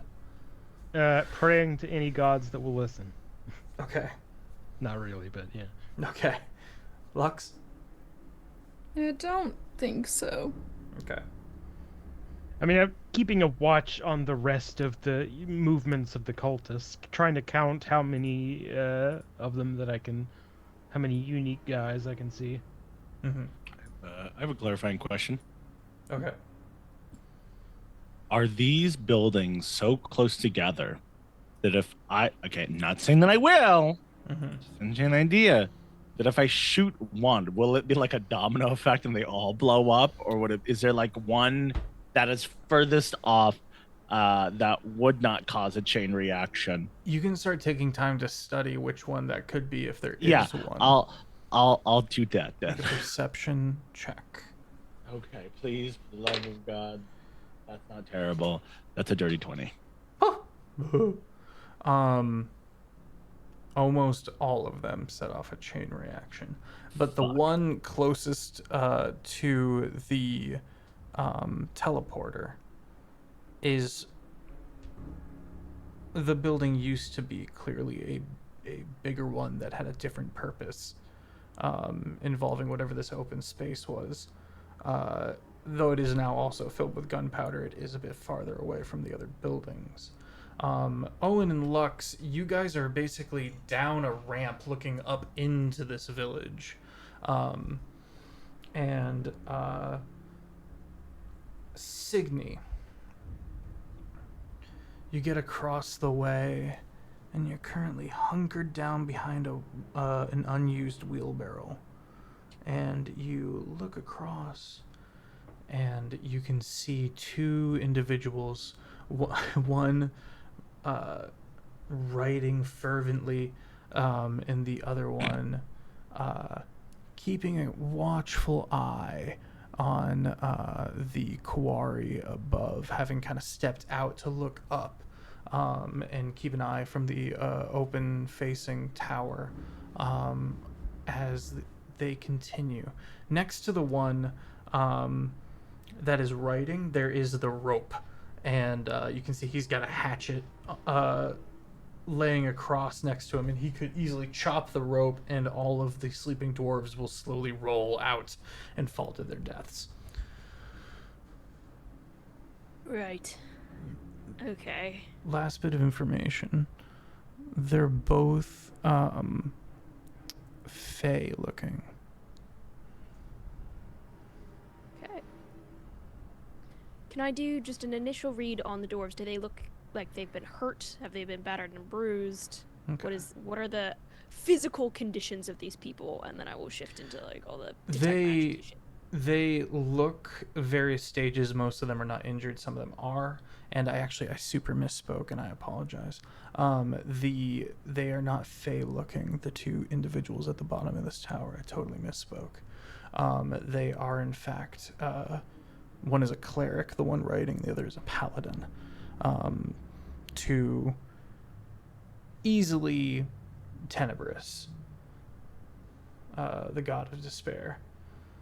And they are given a wide berth by the cultists. Like those guys. Yeah. Okay. I would definitely find a place. Is there a way that I can get close to these guys while still hidden so that I can cast on the dwarves without being seen? Because in all likelihood, I would have to drop the pass without a trace in order to continue to cast stuff. You don't need to drop the pass of the... Oh, I see. Because it's a concentration. So in order to cast something like detect thoughts, detect magic, I would have to drop the... So I'm trying to find a place that I can definitely be hidden, cast, and then I can always recast the other stuff later. Got you. You find... you can crawl into one of these houses along that top row of barrels in the ceiling, where you can guarantee that ain't anybody gonna see you from there. That's the immediate option. Looking about a bit, you can see a few tunnels downwards, and as well as a singular trapdoor.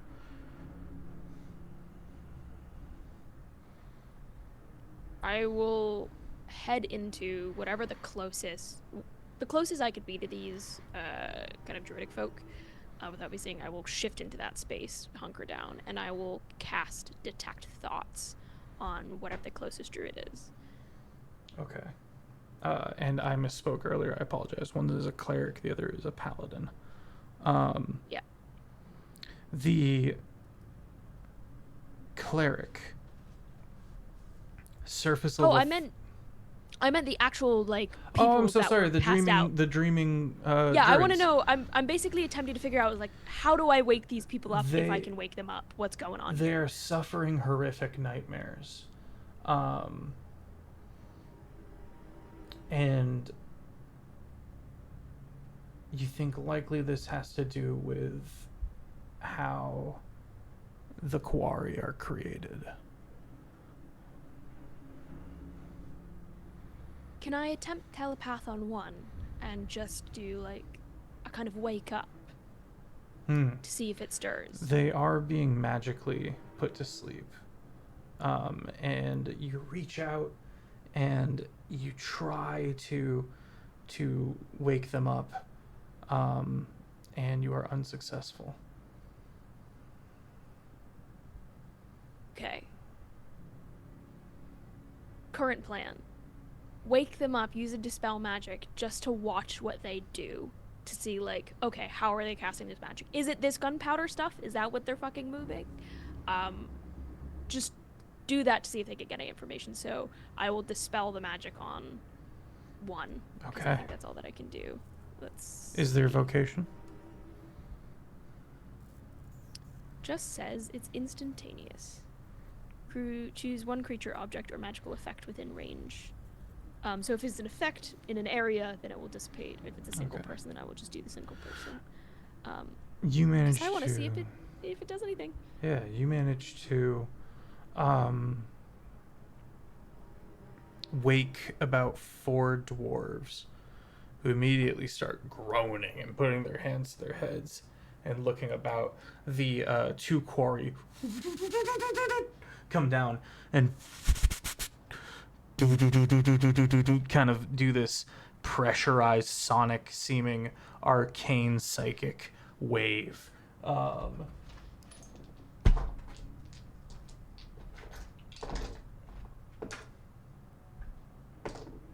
One manages to fight it off and begins getting to his feet and wild shapes into a bird and starts into a hummingbird and starts zooming. The quarry both are going to take an attack of opportunity. One crits.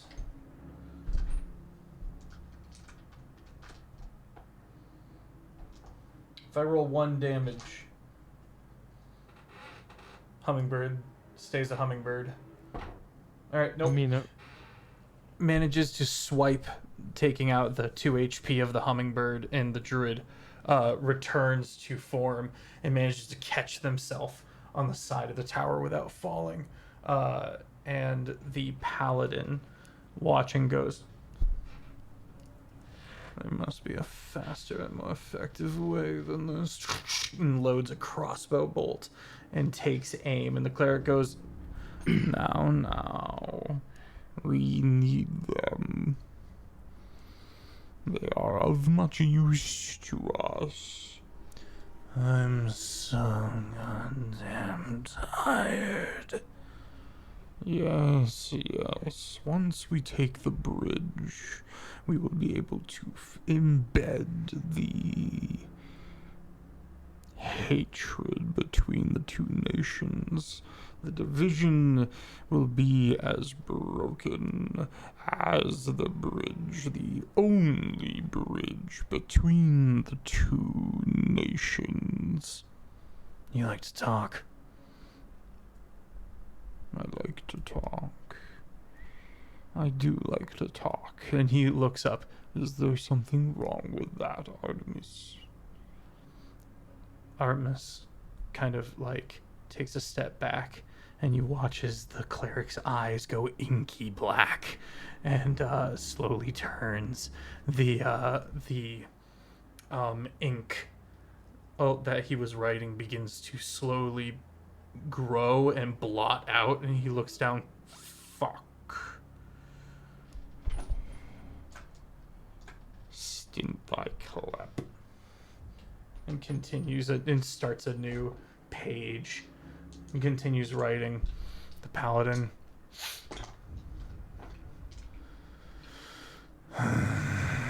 The Kuwari grab a hold of the dwarf and pull him back up and continue to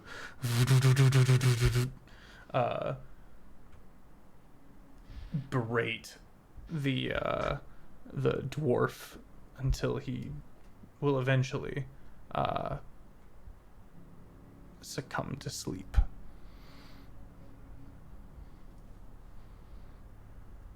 I'll give everybody else an opportunity to do something, and then if nobody else has a plan, I will attempt to wake them all up at once, because that's kind of all we got. I can do wall of stone to make sure that they can't fall off, in that, like, just like literally block that way, so that even if they cut the rope, they're not gonna roll. And then fucking wake them up and let them all turn into beasts and bears. That's Okay. the only idea that I currently have, and I'll kind of telepath that to the others, being like, I can block the fall, and I can wake them up. More hands is more hands. Just hope this stuff doesn't blow. Can we communicate back?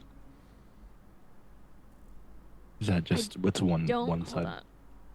I don't have message. I have Okay. telepath. So if anybody else has message, they can get back to me. I do have message. So I suppose I'll get an update of what's going on Okay. in general.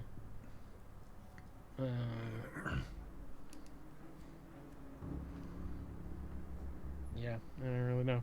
Oh, so I can probably like communicate to you from where I am, right? Is that safe to say, Feff?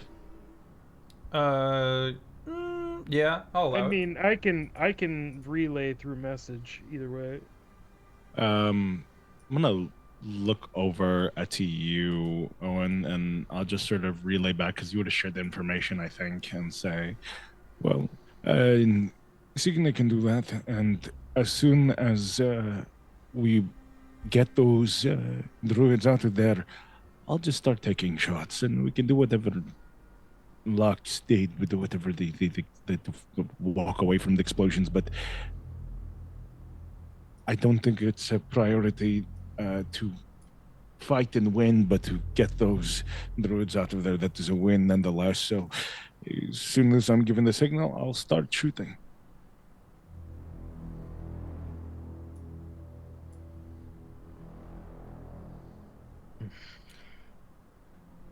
Okay.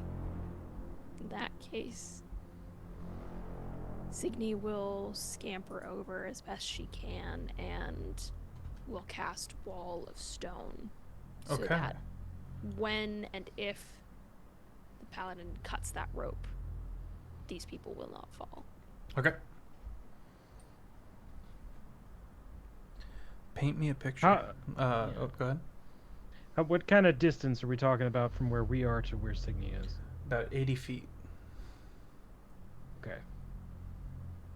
I think Owen is gonna start creeping over there Okay. in case things go very, very south. Roll stealth. Appreciate that. Where's the stealth? There it is. Yeah, 15, 25. Ooh, very nice. Okay. Cygni. You summon a wall of stone. It begins to crack and crunch, and it slides up along the length of the tower. Correct me if you're positioning differently than what I'm saying. Would it be? Yeah, I just want to make sure that they don't fall off into an abyss. to secure their position. And as you do, it almost looks like Swiss cheese because you pull from, like, there's a couple tunnels under you, and slowly you make your way up, and you keep careful watch, and you manage to block it up. I full on Toph style earthbend that shit. Excellent. It Just looks step, really fun. raise. Amazing. Let me pop over to you.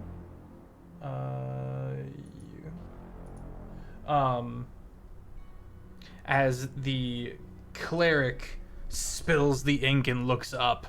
A bunch of the various cultists like stop and like look at the raised wall. Owen, what'd you get on that dex? Stealth check. If I didn't ask you already, could you make me a stealth check? 25. 25. You move across and you see the real big cultists turn and slowly look before going.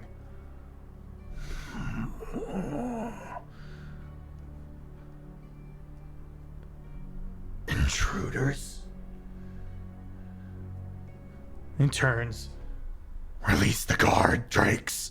And you see this one cultist turn, and the cultist has a singular eye in the center. And gouged out marks where the eyes used to be, and turns and looks and goes. And it echoes throughout, and you hear from far down below as various guard drakes are alerted and start moving throughout the space. Lux, you are in the most danger from this position, as you are still at the bottom of the ramp. You and Hune. Various people begin to stash the barrels down and start moving about. The paladin, sizing up the stone, pulls out like a hammer, and then the cult leader just puts a hand on his shoulder, and the paladin just kind of like freezes and slowly looks up at this kind of goat-headed satyr in full plate but draped in cloth of red. Slowly turns and goes, pushes him out of the way, looks to the cleric through one of the holes in the wall. Don't kill them. We still have our use for them. Go ahead. I would love during this point, because they haven't spotted me yet. I am dispelling as much as I can on these guys to see if I can wake as many of them up as possible at a single point, because I can see everybody else is moving. And I was like, well, we've got one fucking shot at this, so let's go. Okay. The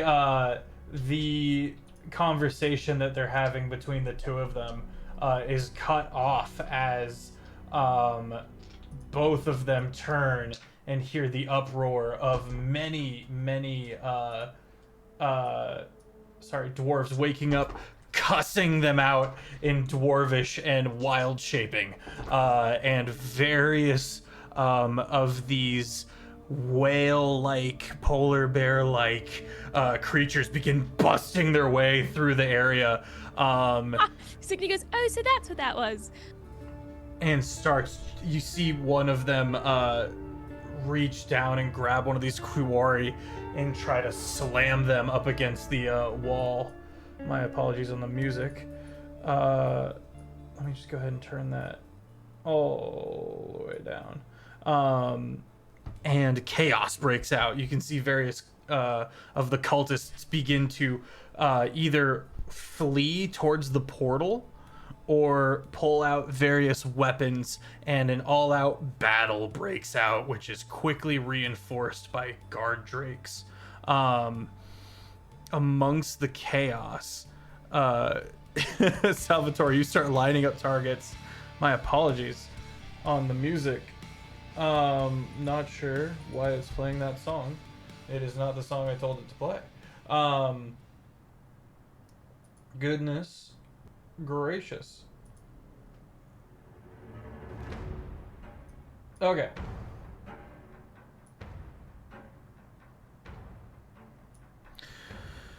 Okay. Absolute battle begins to break out. The cleric roaring up into the tower as they begin to climb down and spread out.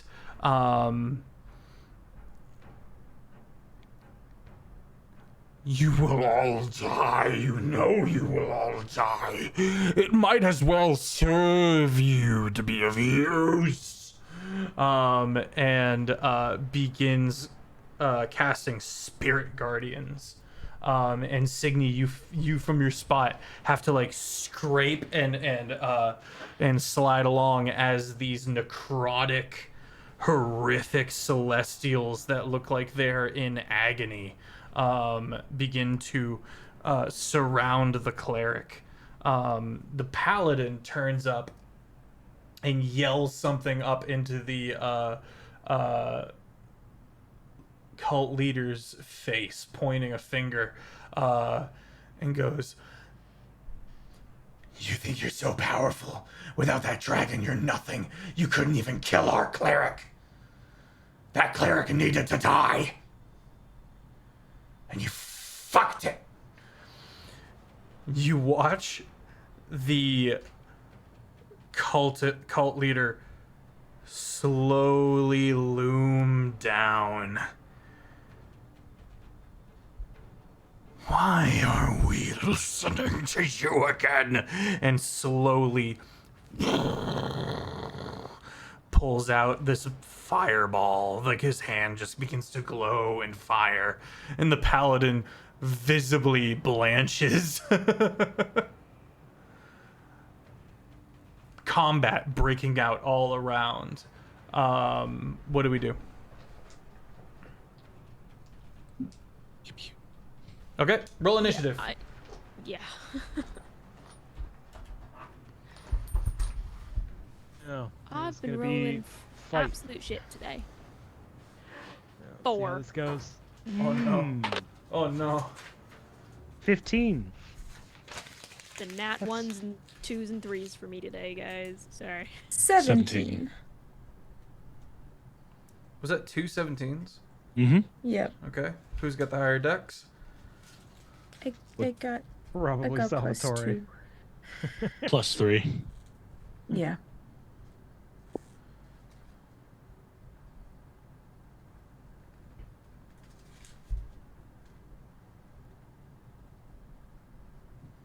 There is many creatures to be written down right now.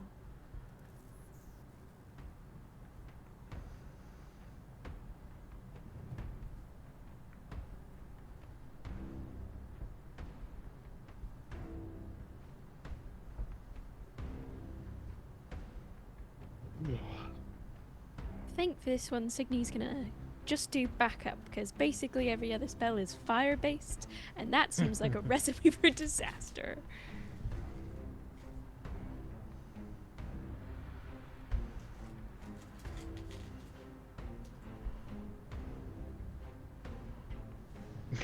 Even if you avoid all the buildings, all it takes is one cultist to get their cloaks and robes on fire as they try to take cover in a house. Bad idea. Just a bad idea. Luckily, it looks like we may have pitted them against each other, so At least to some degree, let's yeah. go for that. This is what I call a target-rich environment.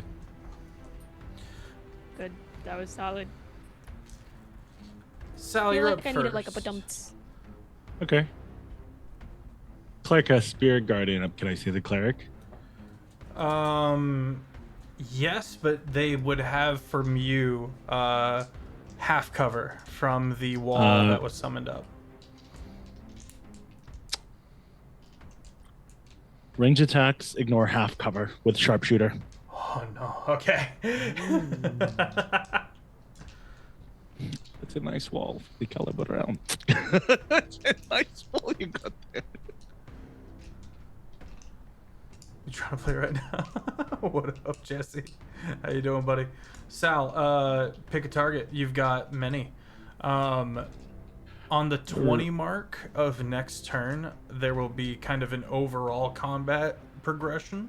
And Yeah. that will be the most involved with the wild shape druids, the cultists, and the guard drakes.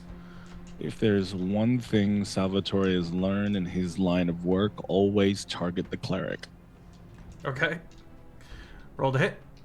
I'm gonna do my sharpshooter bullshit.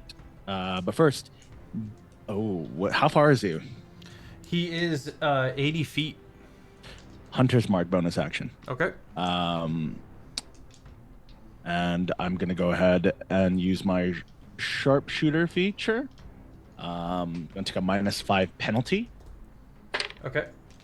Okay. That is going to be an 18 to hit. 18 hits. Okay. So I'm gonna go ahead, and that is gonna be a 1d12 plus 13, essentially, with my roll. Give me 1 second to get that ready to go. And if this does not break his concentration, I will just keep shooting him till it does. Sorry, I don't know what's coming out of me. Oh God. Let me see, where did I put my dice? Okay, there we go.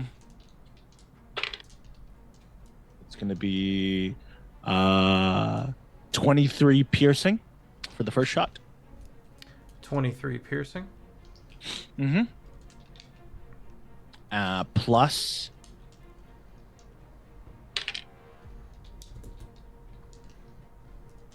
5. So that's going to be 20 plus 5. That's 28. But the 5 is force damage, I believe. Okay. Okay. I'm going to shoot again. 17 plus 18, 19, 20, 22. 22. That hits. Goodness gracious. Okay. Okay. That is going to be calculator. Sorry, this thing.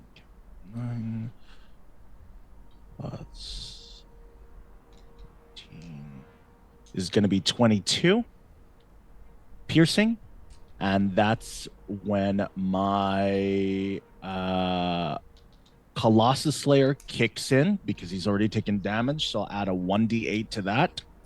Okay. That is going to be 8 damage on top of that. Heard. And I have a question. Okay. You can say no to this because honestly, I don't mind. I'm just a little guy.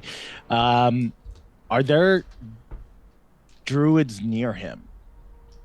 There are some above him on floors above. Okay, but he's not. Okay, there's not any of them within. I don't know. Hold on. Let me do my math real quick. Not math. Within 5 feet of him. No. Sorry. Okay. Yeah, that's all I'm gonna do. Okay. And this. Over to you, Lux. So I'm trying to picture in my brain. So around Lux, is there any like enemies that I could just There's Eldritch Blast? There's 2 cultists that have kind of gone to run down this tunnel, and both of them see you. One pulls out a mace, and the other one pulls out a shield and like short hammer, like a buckler. For the guy with just the mace, I'm gonna just try to Eldritch Blast them. Okay.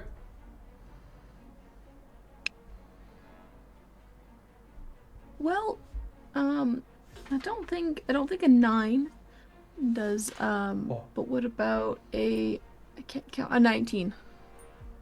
Yeah, absolutely.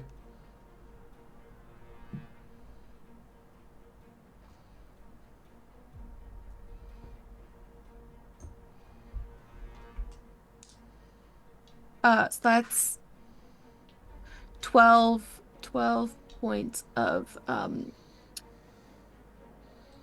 force damage. Alrighty. But I think in Lux's brain, the mission is still just try to get as many people out of here as possible, right? Like so it's probably gonna use their movement to book it towards Cygni. Okay, you start going, weaving along one road within this area, away from the two cultists who hadn't been able to close with you yet. Hune.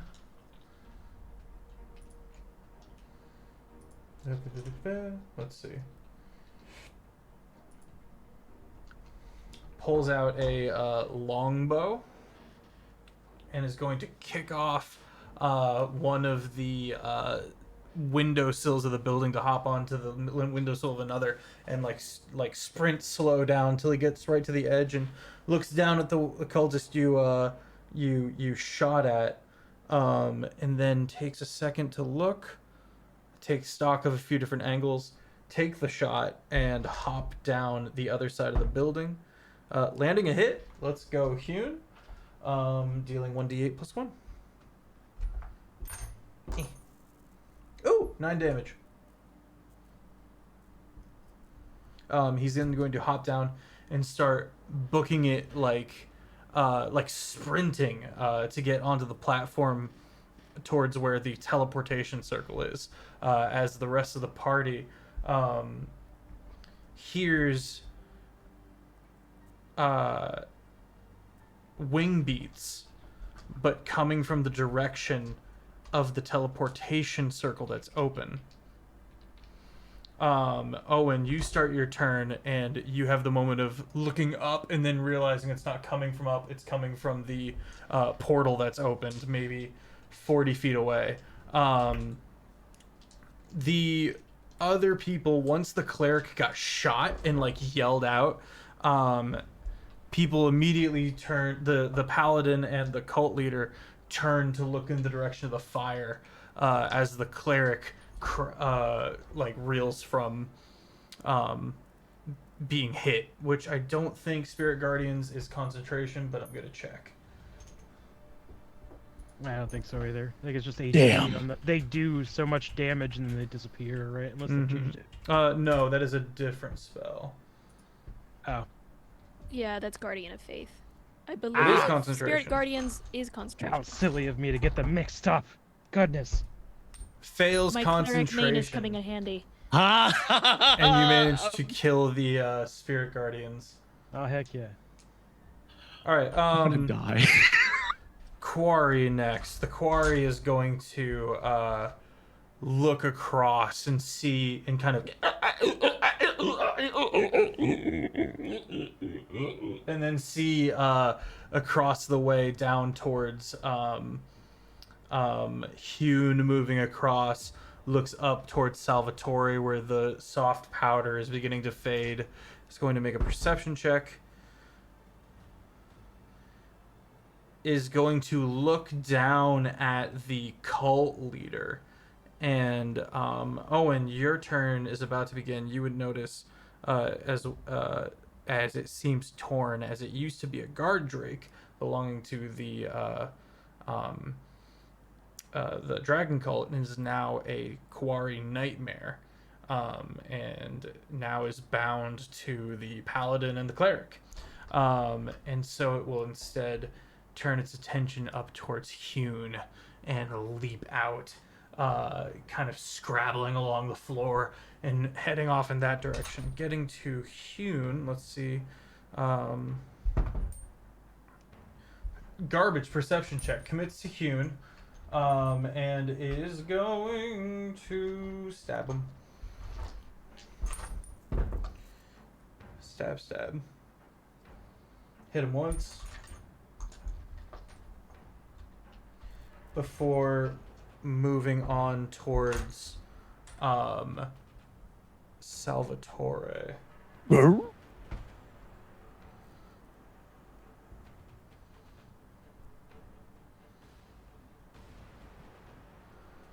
takes 8. Owen, your turn begins. You're kind of hunkered down amongst in a bunch of like narrow passages between a couple different buildings. You can kind of move in any direction if need be, if you're to break stealth. or break hide. You can see Cygni off to your left a ways. You can see Hune straight forward a ways in the portal. You know Lux has gone up and around back actually is coming towards you on your right. Is the quarry creature like did it climb up, or is it like in front of me? It's now down and maybe 15 feet away from you. There's a line of buildings in the way, but you can weave through in between. And this second one is farther, kind of out of my vision, or The second quarry got decimated. oh, that's right, I got yeeted. Okay, yeah, so I'll charge the one that's Okay. still here. You run forward, the alarm of your sword going off, and you move out into the open, get in the way of the quarry as it's heading towards Salvatore. Plant your feet. What do you do? We do some swinging.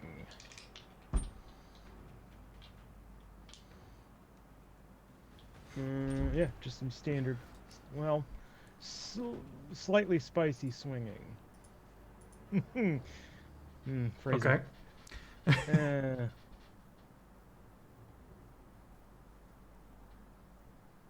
Yeah, I think I'm just gonna go with sap. Okay. Alright, I'll swing twice. 14 to hit. No dice. And a nat 1. Ooh. You pitch sideways. Did that and first one hit? The first one did not hit. Okay. Well, will still do a little bit of damage, so it'll still take 4. Okay, very good, very good. Otherwise.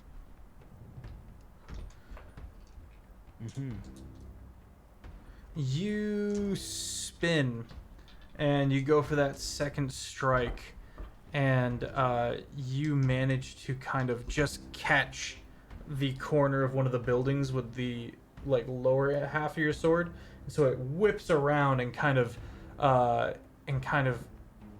itself in your shoulder a bit. You take, what's the damage on your greatsword? 2d6. Oh, I rolled it right. You take 10 damage. Cool. Rolled a 4 and a 6. I know a lot about great swords and using them. The will that be your turn? I think so. Okay. Yes. Okay. Cygni, you are still hidden, correct? I believe so. Okay. The Lux, you were no longer hidden. You watch as the cult leader watches Hune and Owen, looks up to Salvatore, and kind of paces sideways until he passes down the right alleyway to see Lux. Looks at Hune as well, and is going to dash action across the way towards you. Bonus action, rage.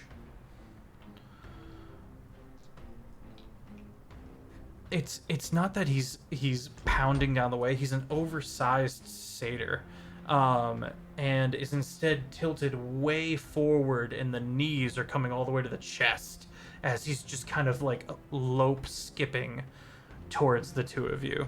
And you watch as his eyes go real wide, and as he goes into a rage, wielding his arcane sword, which is going to bring us to the cleric.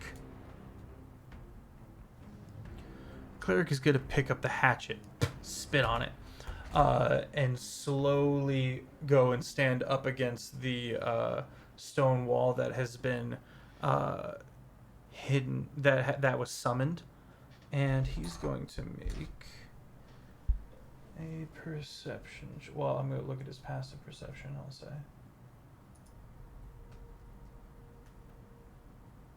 Okay.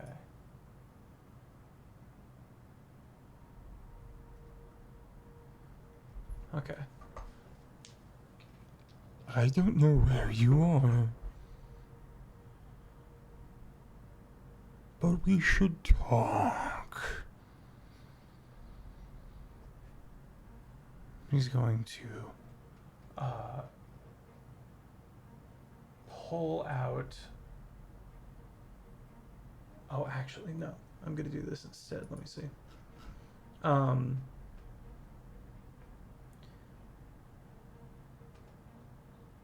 Sorry. A lot of things. He's going to cast, wait, let me double check. I'm so sorry. Yeah, he picks an area above him and casts slow. And the fight above it with the wild-shaped creatures as a whole is dampened. As he begins to roam vaguely in the direction of Cygni and is looking around and not seeing you. What do I have for bonus actions? You can't do that. Okay. That's the end of the cleric's turn. The paladin sprints down the way towards Hune and Owen.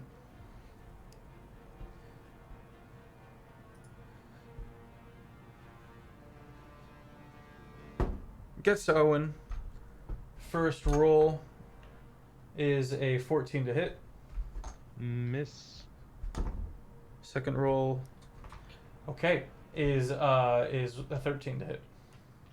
Go fish. You'd think with a plus 11, it would be a little more impressive. But hey, the dice sometimes say no. Yeah, sometimes you try to charge a monster and you wind up cutting yourself. Cygni. Just be like that. Yeah, your turn begins. Right. How close is this cleric to me, as he says? 15, We should talk. 16 feet. 16 feet. So there's not probably a chance that I could run up and touch him without him seeing, right? He's got his sneak up behind him. He's got his eyes out. I'll allow you to roll stealth. Sure. Let's give that a go. Roll stealth. 18 plus 6 for 24. 24.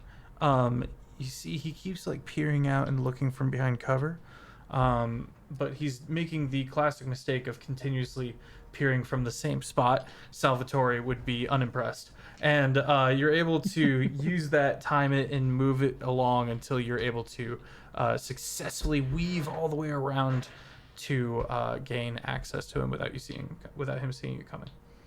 Great. I'm gonna put a hand on his shoulder, and Cygni will mutter into his ear,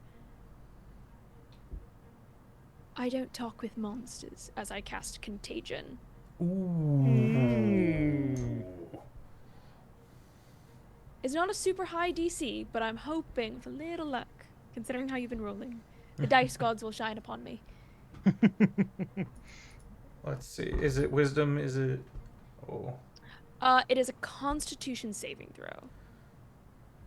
17. 16 plus 1. Shit. Yeah, you just beat it. Oh. Let me see. If you... Target was conceded as an take. Target has disadvantage on saving throws. Ability. I'm just trying to see whether or not you take half. No, it does nothing. Shit. That sucks. Okay. Yeah, it just fizzles out, unfortunately. Pop, pop. Damn, it would have been so cool, though. Okay. Yeah, it would have been great. He turns to you and goes, "Sorry, that's far too loud. I had all this ironed out earlier." He turns to you and kind of looks you up and down and goes, "I thought we'd dealt with you and yours.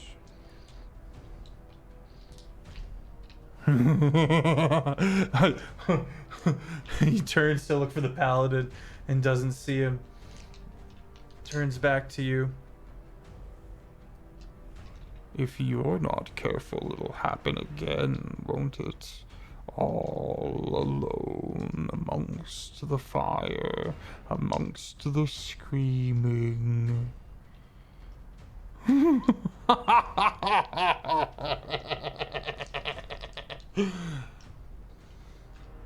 He rolls intimidation.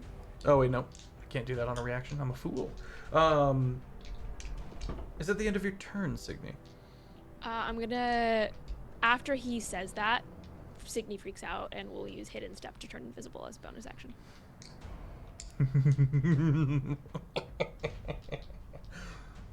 Despair! Mocks you as he cannot see you. I'm gonna kill this motherfucker. Okay. I'll help. Sal, your turn begins. Shooting him. Okay.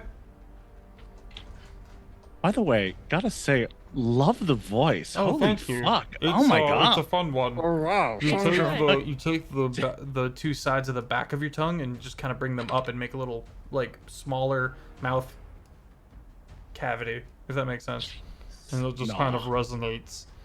I don't know if I have the capacity, but it sounds fucking cool. Thank you. Okay, that's gonna be. First time I ever used it was for the Ghost of Christmas Future.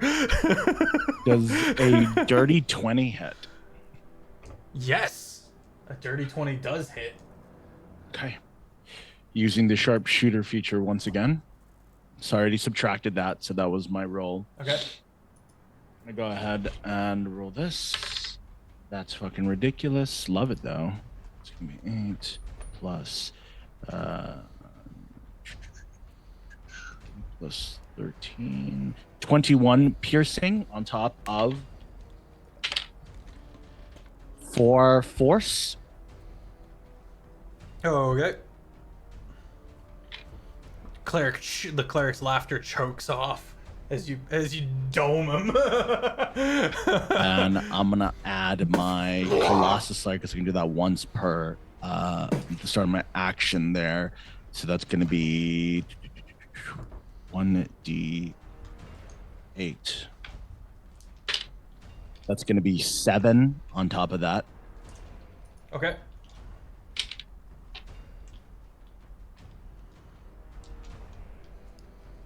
It's going to be a 19 to hit. 19.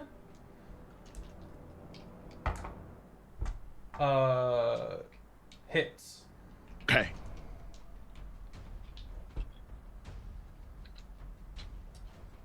Rolling on slow. Concentration. Wow, fail again. The slow fades from above. I like to think that shooting clerics is a specialty. Not saying that's a good thing, but that is going to be another 21 piercing. Okay. Would I have noticed that Cygni freaked the fuck out? Because my scope's been on him the entire time. For sure. Audibly, I think that there was just a moment, a flash of fear across her face, her eyes water, and just tears start streaming and she turns invisible. Are you within 5 feet of him? Or you're far away? I would have turned invisible and stepped a couple feet back at least. Okay. Then in that case, I have not used my feature. That's a special. I'm going to action search. Okay. And I'm going to shoot him again. Okay. Player gotta die. All right. Get him.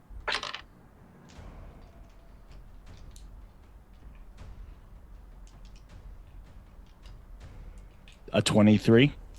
Does that hit? 23 hits. Okay.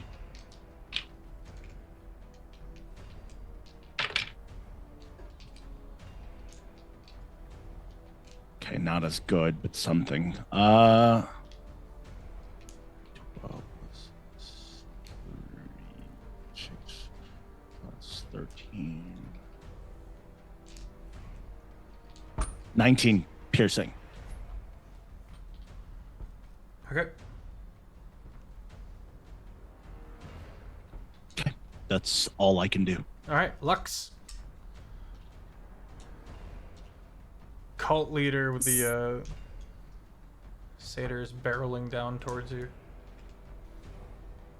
Okay. I'm going to bonus action have my scythe appear in my hands because it was not out before. And you know, seeing a challenge, she's gonna run towards it 'cause that looks like fun. Hell yeah. And yeah, she's gonna swing twice with her scythe at him.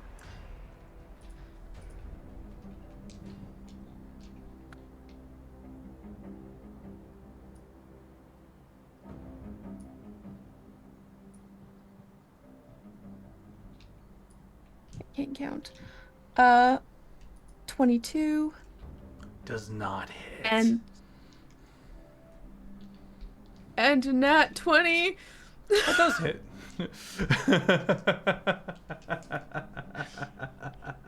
The first hit, you watch as you go up with the scythe, he leans forward and puts his forehead into like the base of it, right under the scythe head, and it bounces off, and you're able to whip it around and backhand slash him with it, getting right up under the exposed neckline, lightning fast.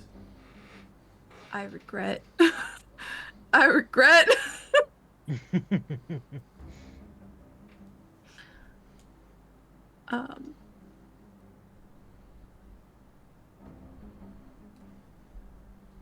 So that's 20 points of damage.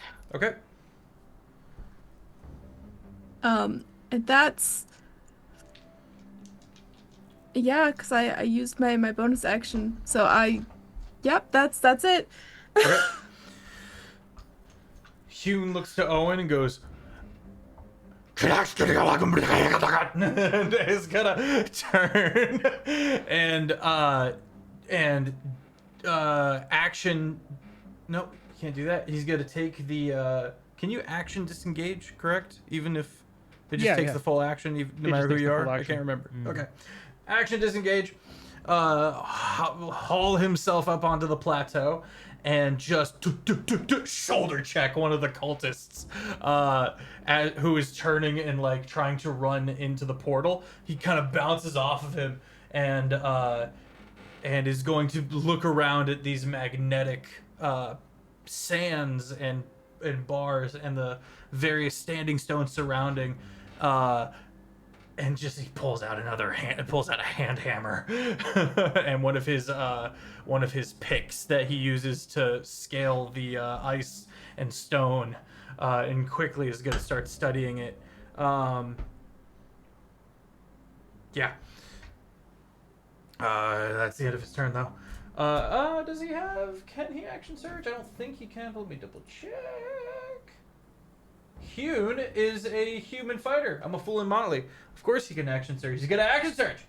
And, he's going to, go low to one of the stones and stick the pickaxe kind of thing that he's got in there, and then bring the hammer up and down and bring, swinging from the lower hip all the way down and driving it into one of these rocks that has been burrowed into his home.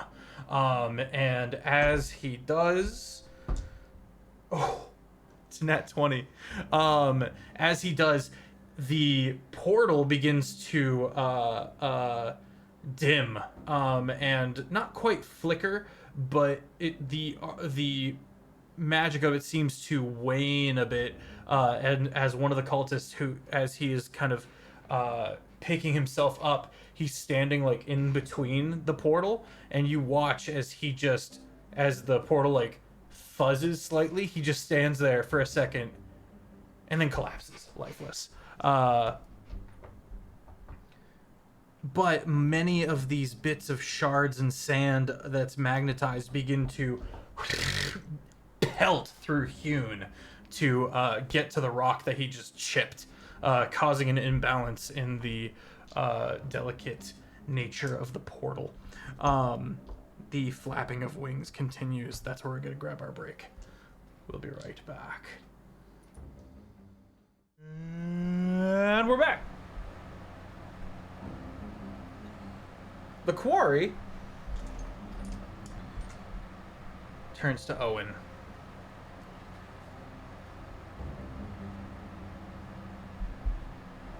And with its many nasty looking stabby appendages, stabs once. Plus 5, that's a 23 to hit. Yeah, they'll hit. 16 damage. Sorry, 15 damage. And then it is going to use something called a mind-breaking howl.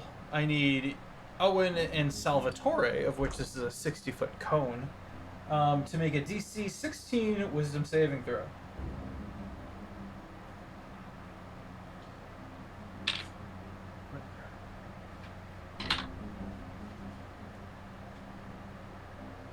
Hmm. 18. Okay. You're good. No. Owen. I'm gonna burn my Indomitable. Ooh. Okay. Mind-breaking howl. If you fail, you are frightened until... Hang on. Okay. That becomes a 25. Excellent. Okay, so you both pass and are not frightened or incapacitated. Yeah, that was worse. Oh, and your turn begins. The paladin is before you as well as the quarry, which is the nightmare thing that used to be a guard drake. Mm-hmm. I forgot to turn my fan down. I apologize, chat. Me.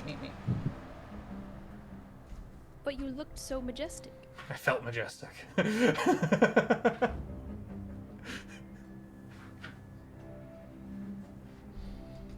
would know it, but my chin's all the way up here.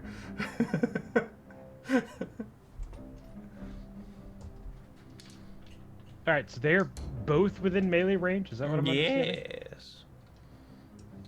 Alright, I think I'm gonna swing once on each of them. Okay. See if I can hit him with a sap.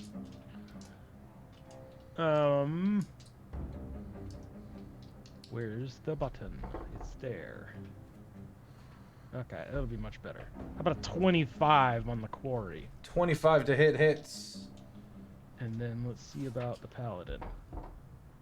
How about another 25 on the paladin? Let's go. Let me see if my paladin has a reaction. You got anything in the pocket, homie? Oh, that's right. I can't. Nope. Or is it feats? I can't roll below 3.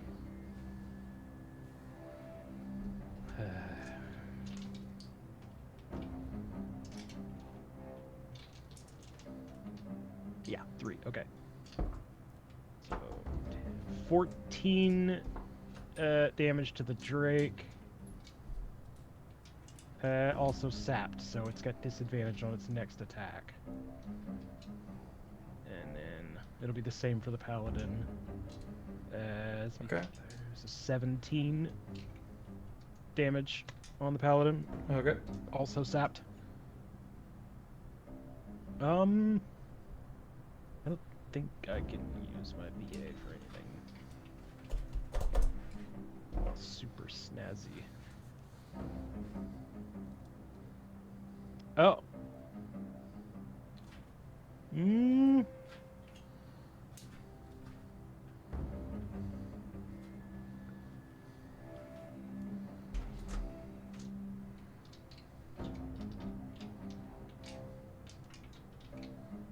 Actually.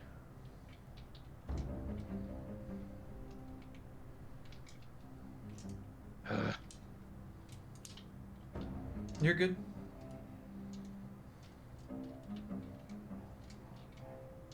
Thinking I had a. Oh, that would probably be.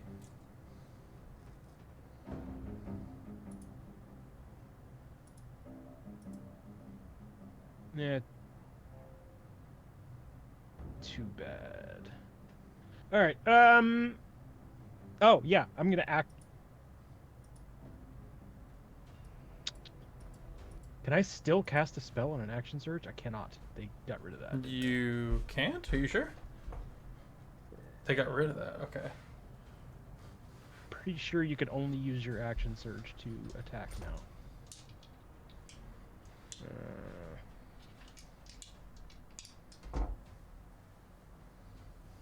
Or other actions, you know, you can't cast with it. Yeah, except the magic action. So, rip. All right. I am going to action surge, and I'm going to use that action to duck around a corner. Okay. With a disengage. Yeah, yeah. All right. Very good, very good. On to the cult leader. Most boring use of action surge. I'm about to get double teamed here. The great sword in the hand of this raging barbarian of a cult leader seems so thin at the right angle as to almost disappear. But you see that he carries it in both hands, like even for him it's heavy. And you watch as he has to slowly bring it up and around and down, and then he darts forward, bringing the momentum down on you. Lux swinging at disadvantage for his first attack. Nope, that was the paladin. Swinging on you. That's nat 20. Aha, there it is. Tactical shift. Okay. Who got nat 20? Sorry. Lux. By the cult leader. Yeah, probably pretty far away, aren't you? Did you move back towards them when you disengaged, or did you go towards the portal? I did you went head towards backwards towards cover. That would be back where you were. Because you stepped out of cover. Okay. I'm well, gonna use my reaction to Hellish Rebuke. Okay. Okay. I'm gonna use mine to Silvery Barbs. if I'm Okay. within 60 feet. Okay. You On are the fair. That's fair. You do that. 9 plus 11, dirty 20. Yeah, you know that just hits. And I'm gonna take Still the better. advantage myself, if I'm honest. Okay, that's 9 plus 7. 15 plus Does it have to 10. be another? 25 damage Or from another creature. Never mind. Sorry, you get advantage on your next swing, Lux. I can't take it.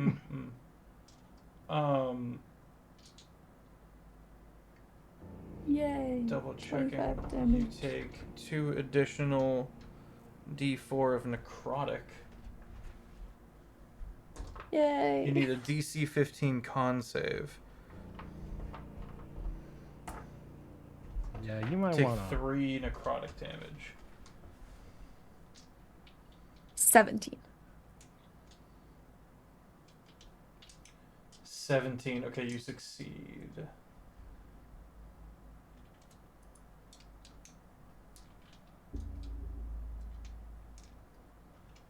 Second swing.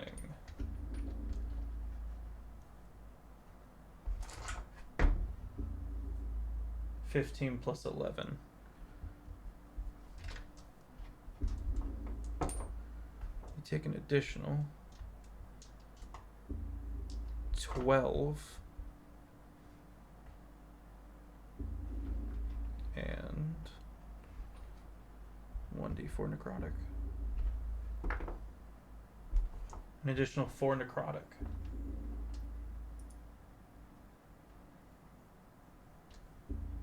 Action surge.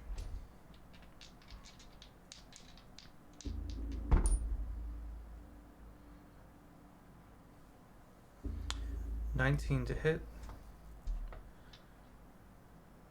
Yeah. And 14 to hit. 14 misses. Okay. Owen, you step through just in time to watch this raging barbarian just keeping up this momentum, stomping forward and slamming and slicing again, side stomping and slicing again, just keeping up this long momentous swing as Lux is slashed 3 times.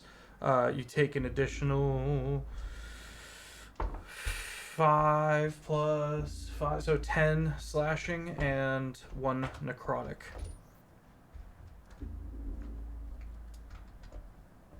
Oh. Yeah. Bonus action. Second wind, which is going to be 1d10 plus 20 HP back, and he's back at full health, taking 30 HP back.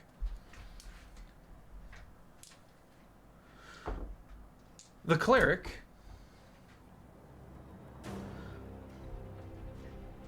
trying to keep tabs on where Cygni is. How far are you? That's a little loud. Let me turn that down. How far are you away, Salvatore? I want to say 80 feet, if I remember correctly. Mm-hmm. Okay. Let's see if he spots me.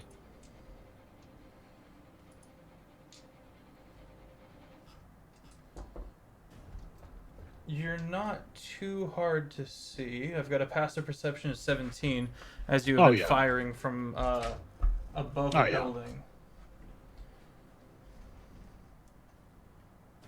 Okay. Can reach you with this spell. Is going to look across the way towards you. And you need a charisma saving throw of 15. Fuck me. As he looks across the way at you, reaches out a hand, and makes this motion while like gutturally growling out this prayer to despair, and then taking his hand and doing this, and casts Banish. You're willing to go that far to get rid of me with ban? Oh my god! 14. Oh. Was it in the 15? Yeah. Yeah, I fail. You I'm fail. -1. You are native to this plane of existence.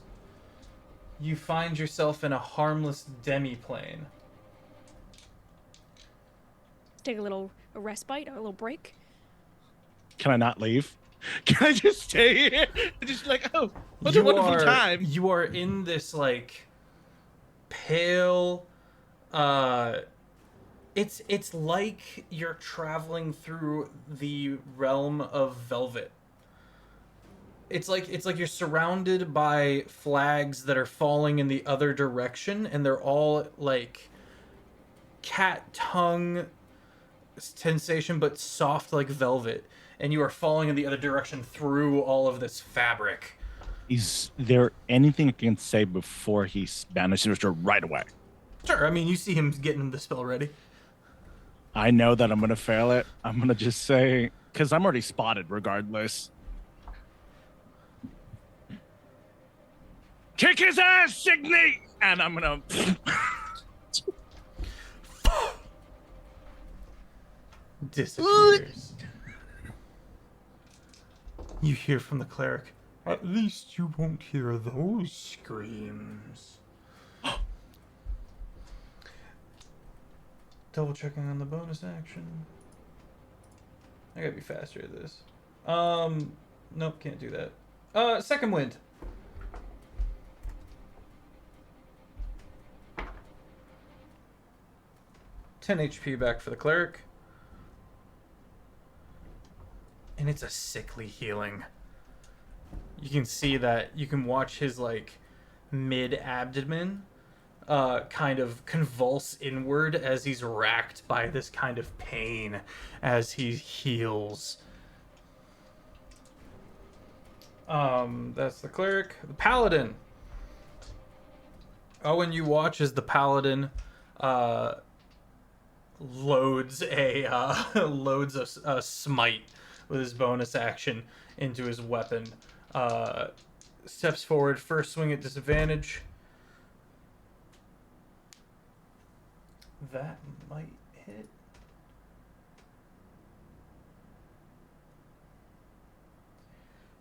Uh, 18 to hit. It would. Oh, it does. I don't have my reaction.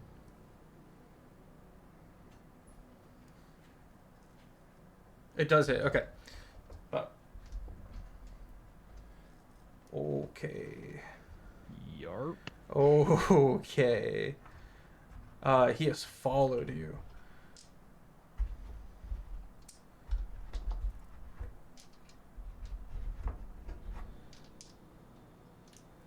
I need more D8s.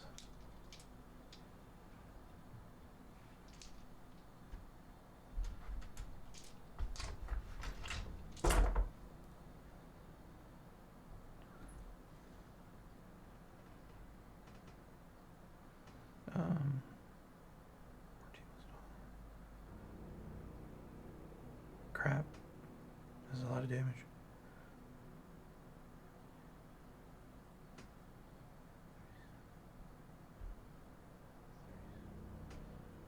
$37 plus 14. You're right. That's a lot of damage. Math nerds, 37 plus 14. I'll put them in one at a time. So it doesn't matter.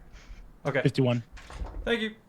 A brutal smite from behind, a divine smite, takes you right in the center of your back, like right in between your shoulder blades. Facing away from them, but true. Very good point. You turn and you see the swinging from the cult leader on Lux, and then turn in time to manage to backstep a little bit, but it's still an insane smite that takes you right in the side, and you kind of are put on the back foot from the weight of it. Second swing. 19 to hit. That hits. 12 damage. Bludgeoning.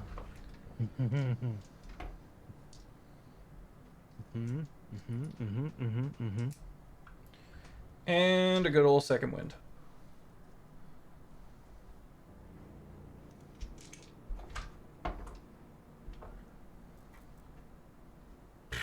Six health back. Okay. Cygni. Right, I hear Salvatore scream, kick his ass, and she thinks on all of the powers that she has and how she can't use any of them. Question, in regards to the orientation of the cleric that is here, is there a way, because obviously there's that big hole or that drop, is there a way for me to angle him so that I could maybe shove him off the side? Or if even take him with me. You do have the trap door nearby that you had to literally like hold yourself out to hide within. So you could turn and try to angle him towards that open hole in the ground there. Got it. Can I angle myself on the other side of it? Because I have a thing where I can pull somebody 30 feet towards me. Yeah. So pull them in. It's like a 10-foot Great. hole, so you can easily kind of like skip backwards over it invisibly. yeah, I'd love to do that and angle myself for a. I'm gonna use grappling vine. Okay, just as you as my- become visible. Yeah, so I become visible at the very beginning of my turn. So go angle myself, and I'm gonna use this to try and bring him towards me. That is a nat 20 plus 8. Cygni's not happy. Oh boy. Okay. Wraps around, crackling slightly from the frost as the vines wrap about the cleric. And he is lifted briefly off his feet and pulled forward. I'm thinking he's gonna need a dex save ? Or is he going? No, in the hole? it's Oh. a to hit. He's going in the hole. So he's going in the hole. He's going in the fucking hole. So just clarification in regards to crits, is it I roll double the amount of dice? Yes, double the damage die. Great. So that's 8d8 times 2. It's So 16d8. 16d8. Yes. So let's do that. Great. For 89 Oh my god. bludgeoning damage. Nice. As Okay. Cygni stands on the other side of the hole and comes into view, her face is stony, but tears still kind of stream down, and she just shoots her hands out and yanks him towards her so that he falls into the darkness of the hole. His back breaks against the edge of it, and he makes eye contact with you for a second.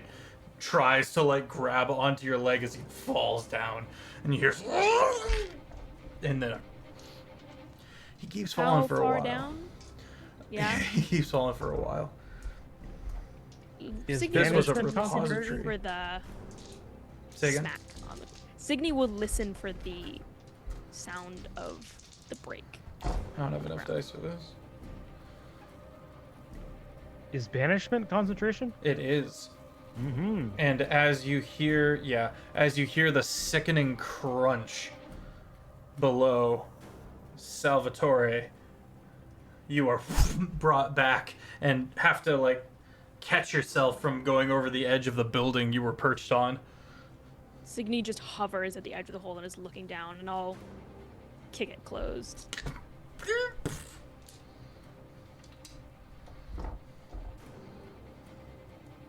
You Okay. just see the cleric fucking gone. I know you can do it. Oh, fuck. I'm just like catching my breath. I'm going to assume that I don't need to maintain concentration on that grappling vine, right? He just No. fucking Yeah, he's done. got it. He's done. Yeah, I'm gonna. There's I'm an gonna wild insane amount shape. of damage. Yeah, I'm gonna wild shape. And I'm gonna turn into a big brown bear. Okay.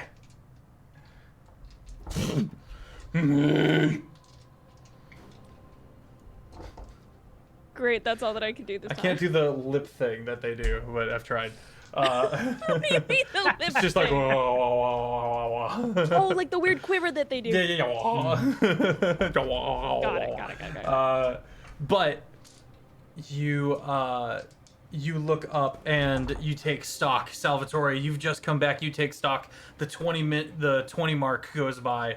The guard drakes, the various cultists, they're all they're all trying to vacate as quickly as possible. Quickly, word gets around that a fire druid is here, and that rallies the wild-shaped druids who continue to press and push. And one of them comes up and just starts horse kicking one of the standing stones that has been placed back. Okay, 15 crunches into one of the standing stones, and the magnetism is also harried. Everyone make a perception check as you hear coming and going the words of the dragon.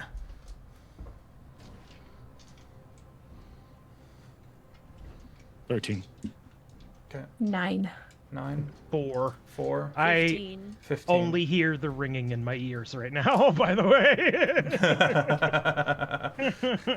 way. And my own heartbeat. The gong of despair. The wind chimes of sorrow. I don't know what the heck they are. You hear the name Hilary Kjelk Svothanor mentioned.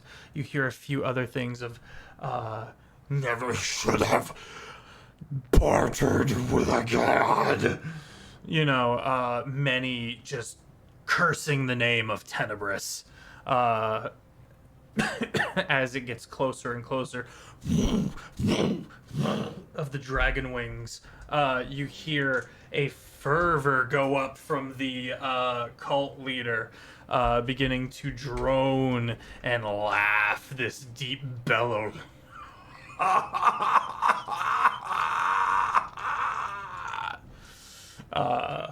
Down at you, Lux, while trying to keep the momentum of those 3 swings. Goes down into the ice, takes one more step towards you, and pulls it free. You notice the wounds you have taken have had not an arcane effect, but it is a weapon that, when slashed with, those wounds will not heal by most means, including deific healing and or magical healing and the like.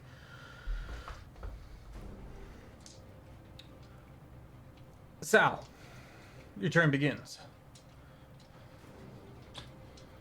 Is so wait, the thing's coming out of the portal?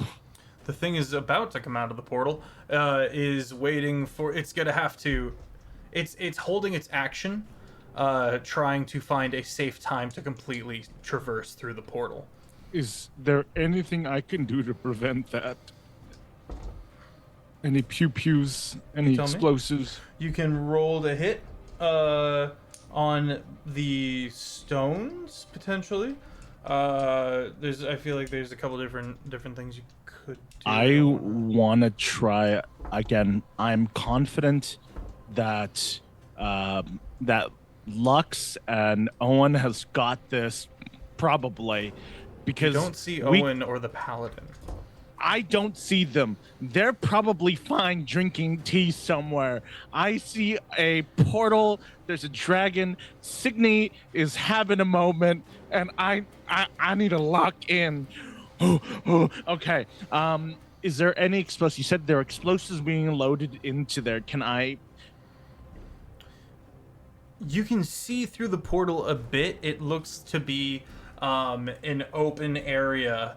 And because of the nature of the portal, it's pretty hard to tell, but it looks like the side of a mountain is being strapped with enough gunpowder to cause the river that you can just see to go a bit nuts, to go a bit ballistic. You think this might be how they plan to take out the bridge by the coast.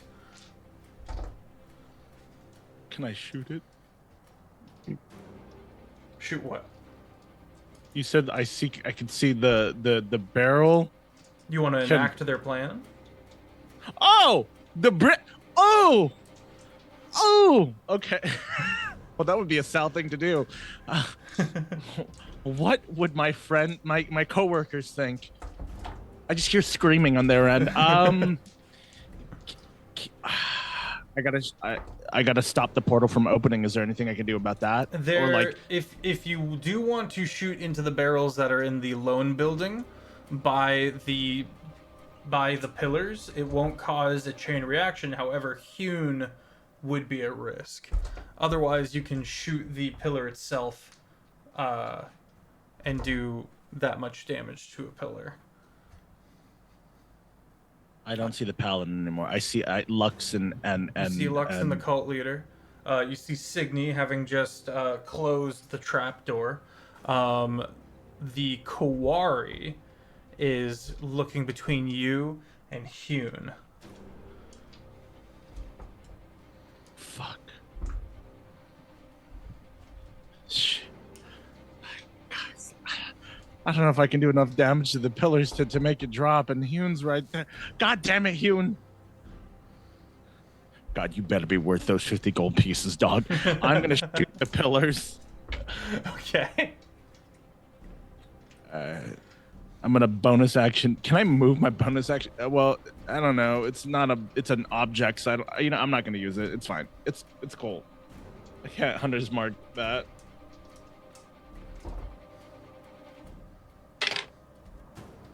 Okay, that's bullshit. Fine. Don't get a crit on the fucking cleric, but get a crit on the fucking bullshit. I mean, Okay. So that's.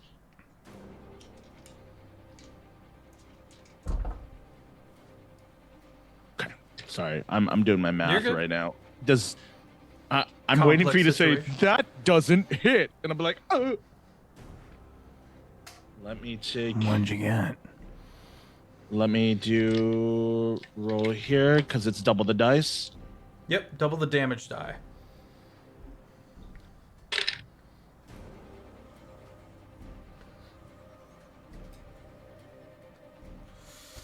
That's right, you crit, Muppy.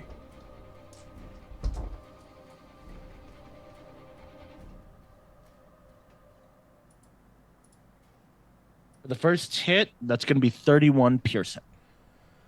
31 piercing. Okay. You do manage to completely you because you crit, you aim at the piton that's drove in, and in between Hune's swings, you shoot that, and it fragments into the pillar, and that pillar falls, and the portal rips apart. Just as you saw all the horizontal snow disappear as this big intake of breath from the dragon geared up is cut off as the portal closes. Bop and bop. Hune needs to make a dex save as the magnetized shards the magnetized shards rip through him. Okay, come on, Hune. 5 plus 1. Excellent. 6.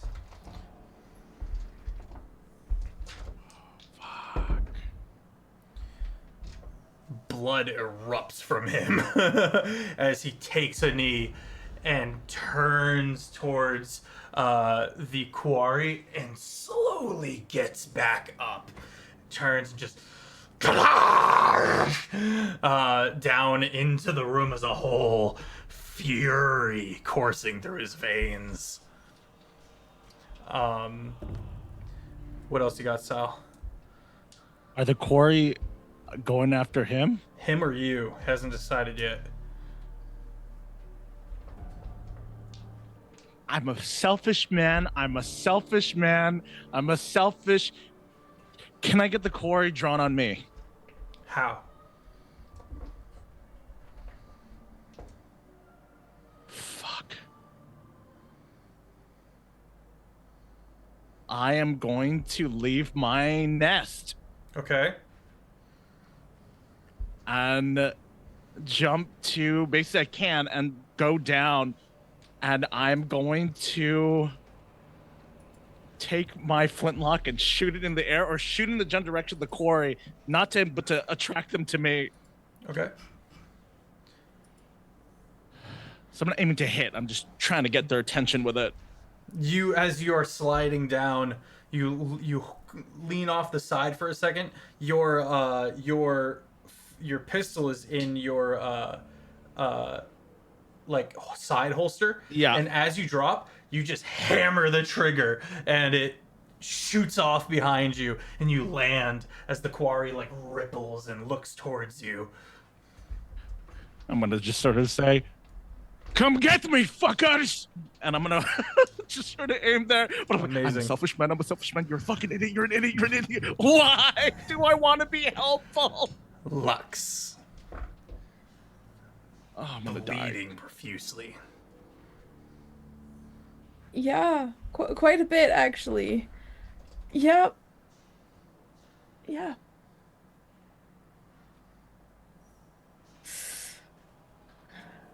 I'm trying to think of what to do because I am a kicked puppy and I don't Oh want to no. go back at the thing. Um, He's here. Looming over you. uh,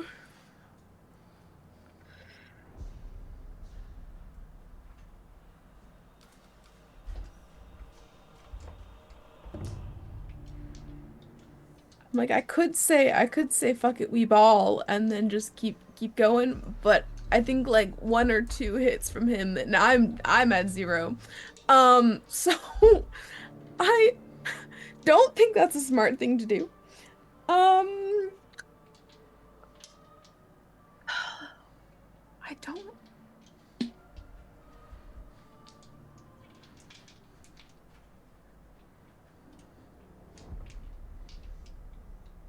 I don't know. I think she's gonna try to get the fuck out of there. Okay. Do you have a bonus action disengage? Are you using your full action, or are you going to take the hit if he hits? I'll use my action to disengage. Okay. You break away. You can move back towards the way you came. You can go to your right towards Owen. You can skirt around and head towards Cygni. Where do you go?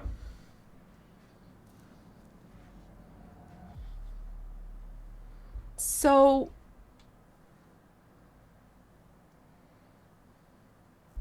I'm trying to think because I don't want to fight that big guy, but I do still want to fight. Okay. You've got the paladin So- on Owen nearby. The quarry you can't really see from here. What else you got? The cleric is toast.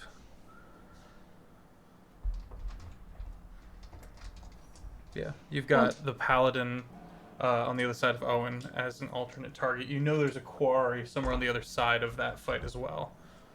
I was gonna say yeah. If Owen's close, I'll run over and try to help there. Okay, bonus action. But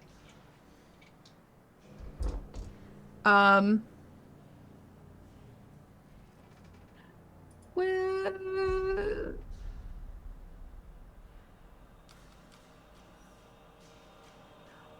I could.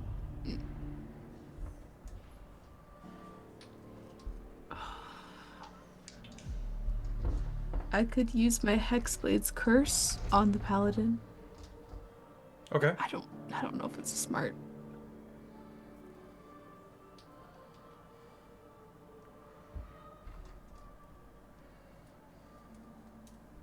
No, I won't. That's it. That's it. Okay. Lux is internally beating herself up over this. Fair enough. Fair enough.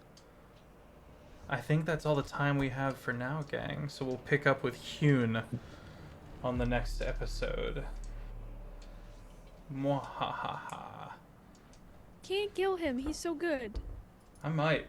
Please don't kill me. Chat, thank you for being here. Don't go anywhere. We're going to be doing a raid. It helps us out a lot. It helps out the people we raid a lot. I'm Sir Feffers, the Humble Dungeon Master of the Longshot table. And thank you so much for being here. I hope you had fun. If you want to get caught up, you can head over to the YouTube. If you would like to join a community, we're over on the Discord. The LARP Heinefall is coming up. Check out heinefall.com. That's heinefall.com. Yeah.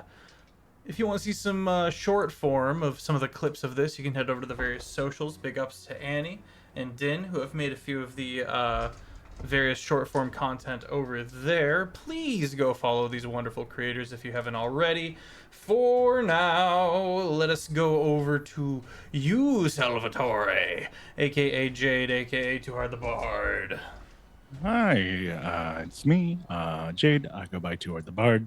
I played Sal, the person's gonna die over 50 gold pieces because why not?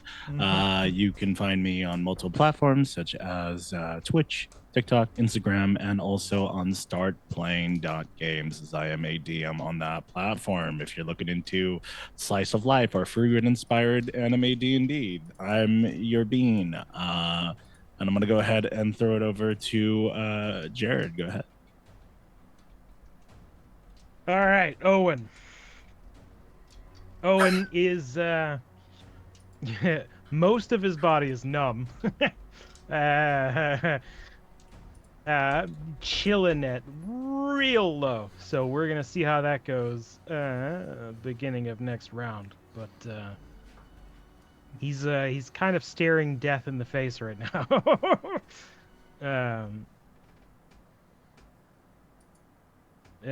We'll say a bit of a bloody grin as he stares down this frickin' paladin. Hell yeah. And we'll see if he makes this next week.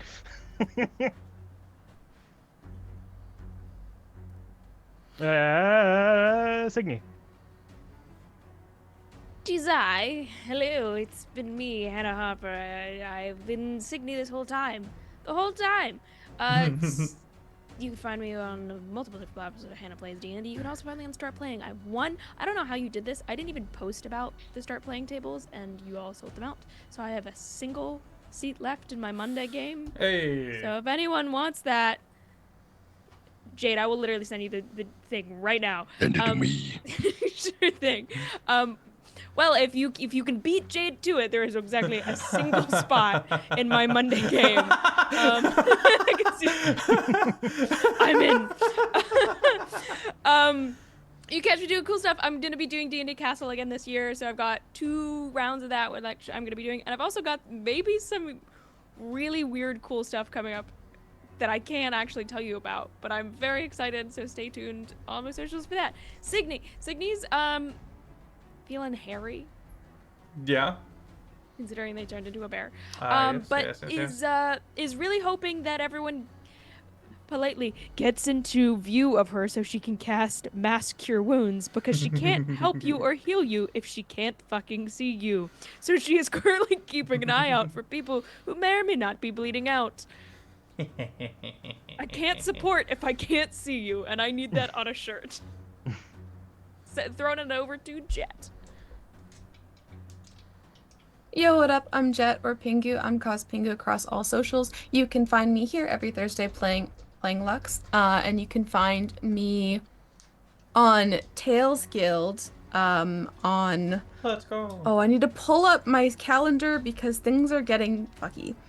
On the 22nd, so next Wednesday, playing as my Stargirl Astra, and then I believe starting November, on the 4th, we are going to start playing Tales of Aegis every single Tuesday night. Let's go. 2 weekly campaigns for me? Hype. This is Christmas. There is another thing that I want to announce, but I don't think it has been announced yet. So I gotta bite my tongue for another week. I hate that for you. I really want to announce it soon, because it's though. so cool.